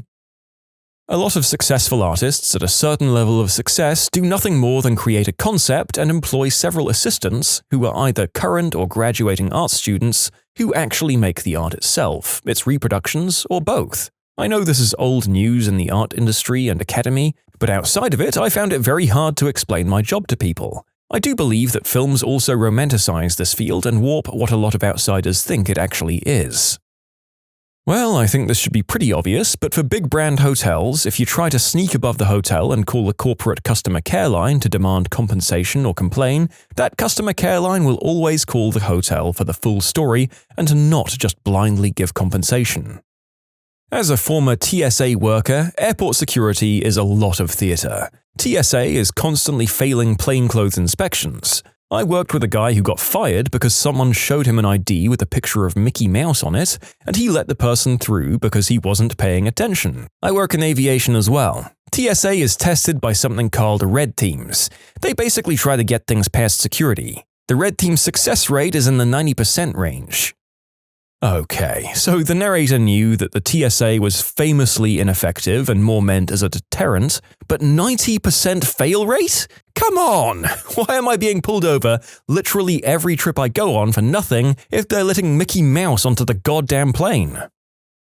In Microsoft Office, Word specifically, you can upload recorded interviews and it will transcribe it, and even have speaker 1 and speaker 2, 3, and 4, basically eliminating a huge annoying part of the job. Okay, I'm adding this in post. You do need to be subscribed to Office, and then when in Word, there's a dictate button. If you click it, dictate and transcribe should pop up. Click transcribe. Yes, it's not perfect, but for a reporter who's transcribing all day long, it's definitely the most annoying thing ever that I dread doing on a daily basis. Learning this skill changed my life. Healthcare. Homemaker. If your grandparent or parent gets in-home care, please know that your family member could live in a cockroach-infested house and not have to move if they didn't want to. It's not up to the company to give your loved ones environmentally safe places to live, it's up to the family. They can certainly try to persuade, but they can't force. Why do I know this? Because I've been to the cockroach-infested house where an 80-year-old woman lives. I have a mentally ill client that put bleach in his dog's water to help with its breathing. I have a client who never cleans his cat box. I have a client who has a caved-in ceiling. I've called it in, but there's no help from the company. All they say is, there's nothing we can do, it's up to the family members. It's a sad, sad thing because there are so many family members and friends who really don't give a crap how some of their relatives are living. Sure, they'll visit, but do they clean the litter box? Do they make sure there are no cockroaches? Do they make sure the house is stable and not falling apart? Nope. They say they care and that they love the person, but they don't care enough to make sure they live in a healthy environment. It really worries me because if I imagine my own mother having such a deteriorated mind and there were no other family members to help her, she could live in a run-down, cockroach-infested house if she was stubborn enough. It frustrates me because whereas the client does have rights, should they really have the right to live somewhere where their health could be at risk, where their caregivers could be at risk as well? I understand that there are different perspectives. I'm well aware that many elderly or mentally ill people are severely stubborn and won't let you help. I know because I care for these types of people and hear about them often. I'm not disregarding your struggles. I simply wrote this post when I was overwhelmed and stressed from work. I've met many families who care for them, and bless you all who do. We need more of you in the world. Federal HR here. If you put the words from the vacancy announcement about what you need to qualify in your resume, you'll almost always be qualified. We search for those words instead of reading an entire resume. I'm a musician. It's not really a secret, but 90% of our revenue is from merch. Spotify plays, show guarantees and things, everything is menial in comparison to shirt sales. In fact, a big reason bands tour as often as possible is because we can sell more shirts when we're in front of people. The kind donations people give, hoping they go directly to the clients and shelters, actually end up at the Salvation Army or Goodwill to be resold, even though we're instructed to tell them that that won't be the case, and this is done before the clients are given the chance to decide if they want some of the donated stuff. As a beginner counselor straight out of school, I worked with a lot of children and adolescents. Consistently, the discussion with my colleagues was how it was the parents who were the biggest problem and the kids were just adapting to a crazy environment. Library worker here. The majority of donations we receive do not end up in circulation, on our shelves. No matter how much you demand we put them there once they're donated. The reason why this is because we only add items to the collection that we think will be checked out. Most libraries get funding based off statistics. We don't want to waste shelf space on items that people aren't checking out, as it won't improve our stats. So unless the donated items are brand new or by popular authors, we won't be adding them to the collection. We also weed out unpopular items from our collection with extreme prejudice for this very reason, much to our patrons' horror. These books usually end up being sold at book sales to help generate funding for other library programs. Also, a lot of librarians will waive your fines if you have an excuse and you don't ask too frequently, even large fines. Librarians don't care about your fines and they aren't judging you. Please come back. We'd personally have more fines than you. Librarians are always overdue with their books. I'm a fossil replicator, and apparently the industry secret is just the fact that we exist. So many people are blown away to learn that most fossils they see in museums are replicas. Plumber here. There's no such thing as a flushable wipe. The package is lying. Your drains will clog and fast. Your landlord will charge you and it's gonna suck. Just throw wipes in the trash if you use them. Toilet paper is the only acceptable wipe to throw away. Not a secret at all, just common knowledge somehow. Firefighters are trained in several areas and can specialize deeper into certain disciplines. Most of the emergencies we get called to are situations that we've never been trained in, but with 4 of us on a fire truck, we can normally figure out a solution. I'm a dentist. Here's the lowdown on toothpaste. As long as it has fluoride, they're all basically the same. Once when I was in dental school, the Colgate lady came by and said that everything that says Colgate Total on it is exactly the same. The only difference is the packaging. So whether it says whitening or gum protection or whatever else it is, it's all exactly the same. The exception is sensitivity toothpaste, typically. It does have an extra active ingredient, KNO3, which helps with sensitivity. Don't ever feel obligated to buy the expensive toothpaste because you think it will be better for your teeth. Just buy whatever you like best. Auto insurance agent. Please, for the love of God, don't tell auto insurance agents more than you have to. They ask you a question, you just say yes or no, and answer the question as straight as you can. If you go on and on about your life story, you'll probably end up saying something you don't have to and making your rate higher or getting yourself declined. We want to get you that policy as cheap as possible, just only tell us what we need to know and don't say anything else. Those fruits and veggies you buy at the grocery store? Wash them. What's the most crazy plot twist in the life of a cop?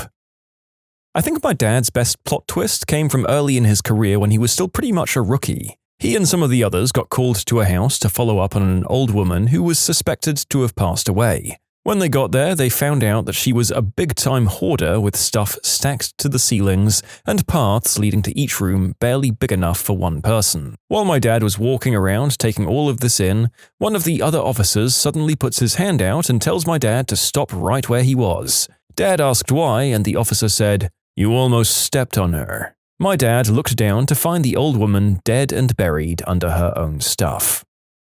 I used to work as a cop on the Sisseton-Wahpeton Reservation in South Dakota. Loved every second of it, from playing stoop with the little kids, where we'd sit on the front steps of someone's house and eat snacks, to finding all of the different loopholes to get someone help.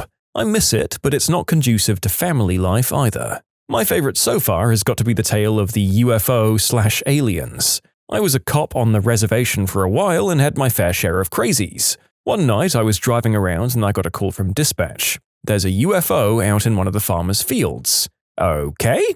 So I get to the house and talk with the guy. We know each other. He doesn't seem to be that loony. I turned my spotlight onto said field and sure as crap, there was something not quite right there. It's metal and stuff. So I go beat-bopping through the furrows and hoping my scarediness isn't showing because this is pretty freaky. It's an autumn night with the wind howling and clouds blowing overhead. I get closer, I have one hand on my holstered gun and the other shining my flashlight. I was rehearsing what I was going to say to our new overlords, and then my brain finally clicks as to what the frick it actually was. A wad of those stupid mylar balloons, all blown up and caught on some weeds. I'm talking like 20 of those motherfrickers, just chilling and scaring the crap out of me. I grab them and walk back to the farmer. He started laughing, and then I did too. I handed them over to him and got back in my squad, still shaking. The sad part was he passed away a few years ago, and his family gave me those deflated balloons that he had kept. I have them in my basement now.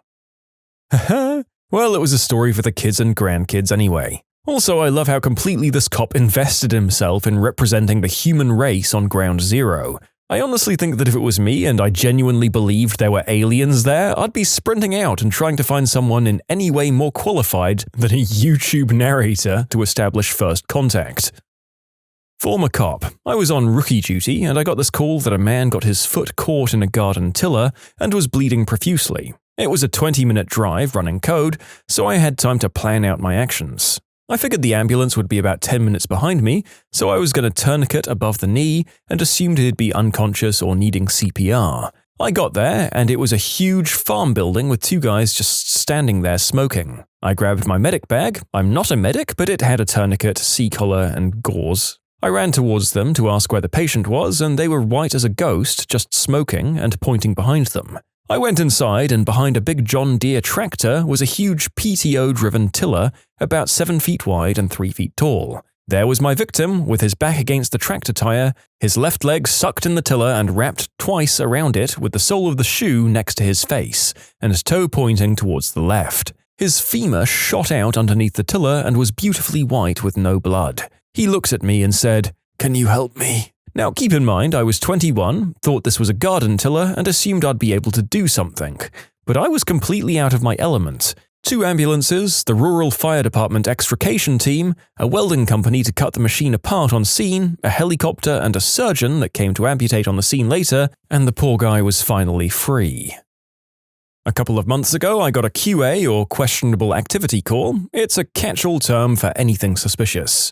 The caller stated she believed someone had snuck into her backyard, climbed up into her second-floor deck, and then left an imprint of their Johnson on her sliding door. I showed up to the call about 5 minutes later, and she's mad at me because I didn't schedule an appointment to come over and her kids saw me. She didn't want her kids to think something bad had happened, apparently. After we got past her anger towards me for showing up, she showed me the glass sliding door in question. In all fairness to the caller, there was a sizable smudge and imprint on the glass. However, the imprint looked nothing like any man's member that I've ever seen. In fact, it looked really similar to the dead bird lying on the deck next to the door. When I pointed out the dead bird and explained my belief that no man's eggplant had been placed on her door, the caller became incredibly irate and told me she moved to our city because it was supposed to be very safe, but now she was thinking of moving away because undressed people throwing dead birds at her house was more than she could handle. Realizing that I wouldn't be able to rationalize with Wacky McDeadbird,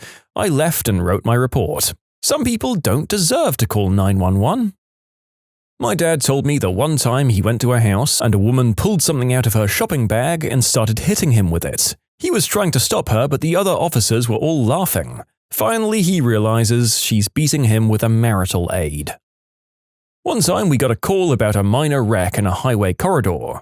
We get there, I'm handling the accident. 100 yards down, there is a car on flats, and another one further down from that, unrelated to the accident. One of the drivers walked back to us and told us a sketchy guy had been stopping at these cars to offer his help in fixing the flats. The theory was that he threw something on the road to flatten the tires so that he could help and get money from the drivers. I'm stuck at the back end of this mess on the radio trying to get another unit to detain the shady guy. All of a sudden, I look over and there's a guy in nothing but a hospital gown and an IV hanging out of his arm, just toodling along the shoulder. The nearest hospital was miles away, so I have no idea how he covered that distance with nobody watching. So, here I am with 1, a car wreck, 2, a guy possibly flattening tires on purpose, and 3, an escaped hospital patient. All completely unrelated on a major highway late at night.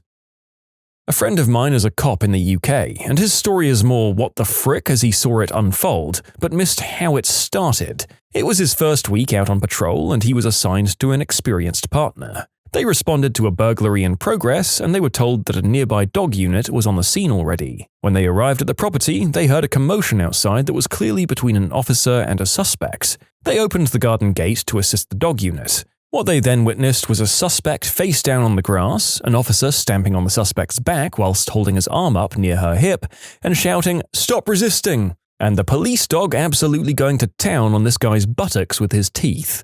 The suspect is, unsurprisingly, struggling and resisting, and then ends up kicking the dog. The dog then latches onto the guy's leg, starts furiously tugging, pulls it off, and then runs towards the new cops on the scene with his leg. It turns out that it was a false leg. which no one except the suspect knew at the time, and my buddy the cop said he just froze whilst trying to figure out how the heck he calls this in and whether or not he should retrieve the man's leg from the police dog. You know what? I'm going to say that whether innocent or guilty, if there was a dog clamped onto my butt, I'd probably be resisting too, even if I didn't mean to be. You can only peacefully sit out so many canine teeth in your rear end. This reminds me of an incident that happened to a nurse friend of mine in Worcester, Massachusetts, in the late 70s. There'd been a lot of gang violence recently that involved machetes. A guy from one of the gangs got hacked up and was brought into the ER where my friend worked, and the staff were warned to be on the lookout because there was a chance the rival gang would send someone in to finish him off. A lot of the family members were crowded around the guy, weeping and wailing, and my friend had to squeeze through them to adjust the guy's IV. As she brushed by one man, she felt something metal in his sleeve and immediately notified security, who came in and frisked the visitor. Turned out he had a prosthetic arm. My friend was mortified. I found 3 kids, one running next to a busy highway. The oldest kid was 5. We finally got them identified and figured out where they lived, about a mile away. We got there. They were in the care of their adult, 20-year-old-ish sister while their parents were on vacation for 2 weeks. The sister decided she'd rather pop Xanax and smoke green herb than deal with kids, so she locked them in their bedroom for about 10 days, occasionally sliding food and water past the door. There were stains on the baseboards in the bedroom from where the kids decided their bathroom should be, and finally the 5-year-old had had enough and figured out how to unlock the bedroom window and make a break for it. That's nowhere near the darkest stuff I've seen. We don't like to talk about it. You can submit your own stories to be featured here on the channel. The story submission link is in the description below. And if you want to listen to some vibey music in the background, check out easymode, also linked below, and subscribe. This is my uncle's story. He's not a cop, but the call was sent to the fire department instead due to strangeness. The truck was sent on a call for an unknown disturbance, which basically means anything in the world. They get sent an address, and that's pretty much it. The truck drives down the street looking for this address, and they get to the end and all they can see is an abandoned lot with nothing but bushes. Even though they can't see anyone, they have to get out and investigate, so my uncle and a couple of guys get out of the truck and start walking around with the usual "Fire department, call out." They didn't hear anything for a while and were about to pack it in as another pointless prank call when my uncle walked past a bush and heard rustling. He looks over and sees a man standing kind of awkwardly behind a bush. "Hey, Mr. Fireman, did you call 911? Yes, sir." My uncle steps a bit closer and realizes how the man is completely in the buck and standing at a strange angle. He motions to another firefighter that he found the caller and goes behind the bush to begin assessing. He's a firefighter and paramedic. That's when he realizes that the man has what he refers to as a fricking bunny tail on his butt. Of course, they try to get the man to explain why he'd called in distress and what was going on. After a bit of avoidance, the man finally admits that he'd taken a toilet brush and shoved the handle up his butt. Honestly, no idea why anyone would think this was a good idea generally. Being the enlightened individual that he is, he chose one with a hook on the end, to hang it up in the bathroom, I guess. What my uncle and the other firefighters assumed was that the hook had gotten stuck on something internally because they couldn't pull it out and it caused the man significant discomfort when they tried to. My uncle left the man with another firefighter, getting his information, and went back to the truck to call for an ambulance. Of course, at this point, he always mentions that he walked around the truck to see the rest of the company, trying to silently die of laughter out of view of the bush. When the ambulance arrives, my uncle greets them with a grin on his face and tells them to brace themselves before walking them over to the bushes. They assess the man and conclude that there's no way for them to remove the toilet brush on the field, and they have to admit him to the hospital for surgery. The only problem was they couldn't figure out how to get him into the gurney without causing him to move in a way that caused him even more pain. They ended up throwing a blanket over him, and the firefighters help maneuver him into a sort of downward dog mountain position with his bum in the air to keep the toilet brush at the right angle. At that point, my uncle decided that the fire department was done with the call and the paramedics could handle it from there, and loaded up the company onto the truck. As they began to drive away, he said, "They were loading this guy into the rig as we drove off, and last I saw of him was that blanket falling off and that damn bunny tail of his sticking straight up in the air." My uncle did follow up on this call with a friend at the hospital. The brush was removed surgically due to the hook getting stuck on something internally, causing the man to have some serious health complications. You know, I thought moving away from the hospital stories would get me away from the constant barrage of people tripping and falling on these sorts of objects. Seriously guys, it's fine to be curious about these things, just buy the proper toys, order by mail to a Dropbox if you're so damn worried about what other people think, and go to town when you get home. You're less likely to have an accident and you won't end up on the channel. Well, probably, anyway. I used to be a cop. We got a call from a guy who claimed to be the victim of a robbery and was incapacitated in his home and had only just managed to reach his phone and call us. We arrived to a trailer home that was totally empty except for a man in hardcore leather gear tied to some sort of swing. I mean, there was nothing else in this place except for this guy tied to the swing. Nothing. No furniture, not even curtains. Okay, dude, what the frick? He says, "Well, you see, officer, I hired 2 Asian working girls to whack my butt while I was in the swing. Nothing illegal there, as I didn't technically pay them to do the deed with me. Just some hearty slapping and they're to leave. Well, the girls arrived, tied me to the swing, then 2 Asian guys showed up, beat the living crap out of me, and then pulled up a U-Haul trailer and stole literally everything that I own before leaving me hanging here with my cell phone because they said they knew nobody would believe my story anyway, but the cops would probably chase them for a murder. I still don't know if I believe his story, but I never found any evidence to suggest he was lying either. I just didn't find anything at all." In high school, I took a criminology course as an elective, and our teacher was a retired officer. When we asked him for his weirdest story, he told us about a repeat offender. The offender was a homeless gentleman that had a penchant for exhibitionism. He said he got a call out for someone exposing themselves in public, and when he arrived on scene, he found said gentleman with his ankles to sky, undressed as the day he was born, with a half-empty bag of avocados and a can of Crisco. After taking him to the station, they found the other half of the avocados strewn about the back of their cruiser. Not a cop, but worked as a park ranger. Came up on a scene with blood everywhere, hoofs sticking up out of a styrofoam cooler, a truck bed full of blood, beer cans everywhere, and an antelope head on the picnic table. Perfect welcome to a campground full of children. Too many to choose from. I forget them all. So how about the non-fatal ones that are kind of upbeat? Car in a pond. A guy bought the car, hated it, and got so angry that he literally drove it into a pond and then left. Ticket for littering because I jumped in to see if anyone was in the car. Another car wrecked in a tree. In a tree, like up in the middle of the branches. I just don't know how. Half-missing, decomposing dead body from natural death. Turns out the many cats in the house ate half that person. Okay, that one was pretty grim. A ride-along had a warrant and got tased by the officer they were with, trying to run from them. That was more of a what the frick moment hearing it over the radio. A guy going through a divorce deciding to renovate his house at 2 a.m. with a sledgehammer by taking out all the walls and furniture because his future ex got awarded the house. I didn't arrest him, it was still his house, just told him to keep the noise down, please. I used to be a cop, and one day I was dispatched to a home invasion robbery in progress. Once I arrived, I entered the house, where several people ranging from senior citizens to young children were zip-tied wrists to ankles. They said in Spanish that the homeowner was in one of the bedrooms and that he got some shots off at the suspects. I went to that bedroom, and just inside the door was an adult male laying face down. I rolled him over, and he was obviously dead from having been shot 7 times, including one in the forehead area. On the other side of the room was the homeowner. He was still alive and he'd also been shot 7 times, but none were fatal. He was still clicking his empty weapon. He kept saying, "I got those motherfrickers." Apparently what had happened was that the whole family was in the living room when 4 suspects kicked open the front door. The homeowner said he ran to his room to get his piece to defend himself as they were coming in. He said he had to load it, so while they zip-tied the family, he hid in his room. After a few minutes passed, the dead suspect and the others started searching the rooms. He said when they got to his, he stood up and they opened fire on each other. The homeowner said 4 people shot at him and he didn't know how many he hit. He also said he didn't know he'd been hit at first, but when he tried to chase the suspects as they ran out, he collapsed. He was hit in both his legs, the abdomen and his left arm.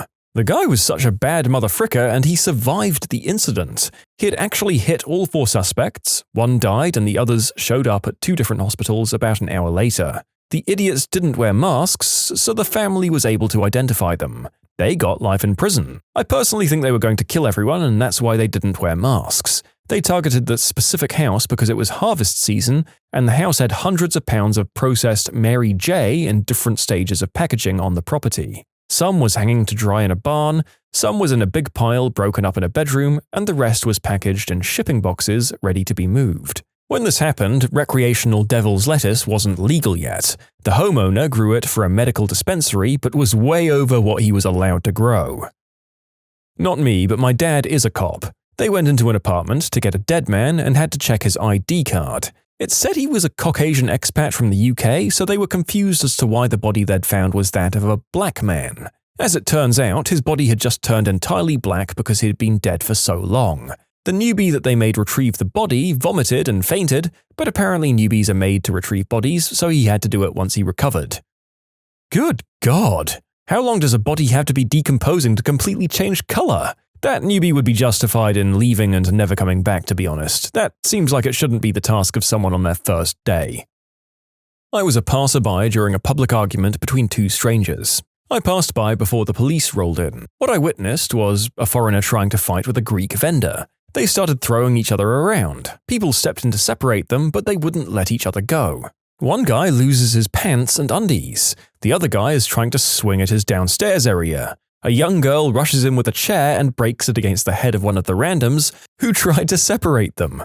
An older grandma throws her shoes at the girl. The guy who got hit by a chair throws the shoes back at the grandma, who gets hit square in the face. The younger girl takes her shoe off and smacks his head again, while the grandma runs over, pulling the girl's hair. The guy finally gets a grip on the other guy's Johnson, while one other guy who's separating them is biting on his head, trying to get him to let go. All the while, a woman is screaming from the balcony above them, "You thief, stealing balls from children! Thief! I saw you! Give the balls back to the children!" Yeah, I don't know either, man. So, a couple of years ago, I was in a fender bender. I was driving down from our small town main road late at night on the way home. Small town, so to keep noise down at night, all the traffic lights along the main road are set to green as default and red to the sides, so that big trucks don't have to stop and use their noisy brakes. I'm tired after a long drive, so I'm cruising at speed limit, green lights all the way for me, when out of nowhere, suddenly a car comes screaming into the intersection ahead of me, leaving me with no time to even react. I T-bone them at an angle as they're entering the main road at quite a speed and ricochet off. My car spins around twice on the slightly damp road before coming to a stop without hitting anything else. The other car doesn't even slow down and keeps driving on, leaving me sitting there feeling like I'm that random innocent car that always gets wrecked in a movie when the villain makes his escape. Skip ahead until the authorities arrive. Cop gets out of his car, sees only my car that's almost wrecked and absolutely no damage to anything anywhere else. He looks me up and down, sees blood rushing down my face from a head gash from destroying my rearview mirror, and goes, "What the frick happened? What the heck did you hit?" Some questioning later, while the medics are putting a bandage around my head, the other car arrives with only minor damage. The cop must have seen the relief on my face as the other driver walked over and explained that his wife was going into labor, and he had to get her to the hospital. While we were busy at the scene, she gave birth to a beautiful, healthy baby girl with no complications. He then left quickly to come and explain, and he even showed us pictures of his newborn on his phone. I didn't press charges, and his insurance paid for fixing my car and my medical bills. The what the frick on that cop's face was epic, though. I'm not a cop, but a friend who is told me about a call from an apartment building where the tenants were complaining about a smell coming from one of the apartments. When they went in, they found the bathtub full of fecal matter. Turns out the occupant had a scat thing. His parents had money and had to hire a crime scene cleanup crew from 100 miles away to come clean it up. He had never before that day heard of a scat thing. Come to think of it, I don't think I had either. When you subscribe, make sure to hit the bell to turn on notifications. Put the playlist on in the background to finish listening to all the stories, or if you want some vibey music to put on in the background, check out easymode. If you like Am I the Genius, give Am I the Jerk a shot. Everything linked in the description.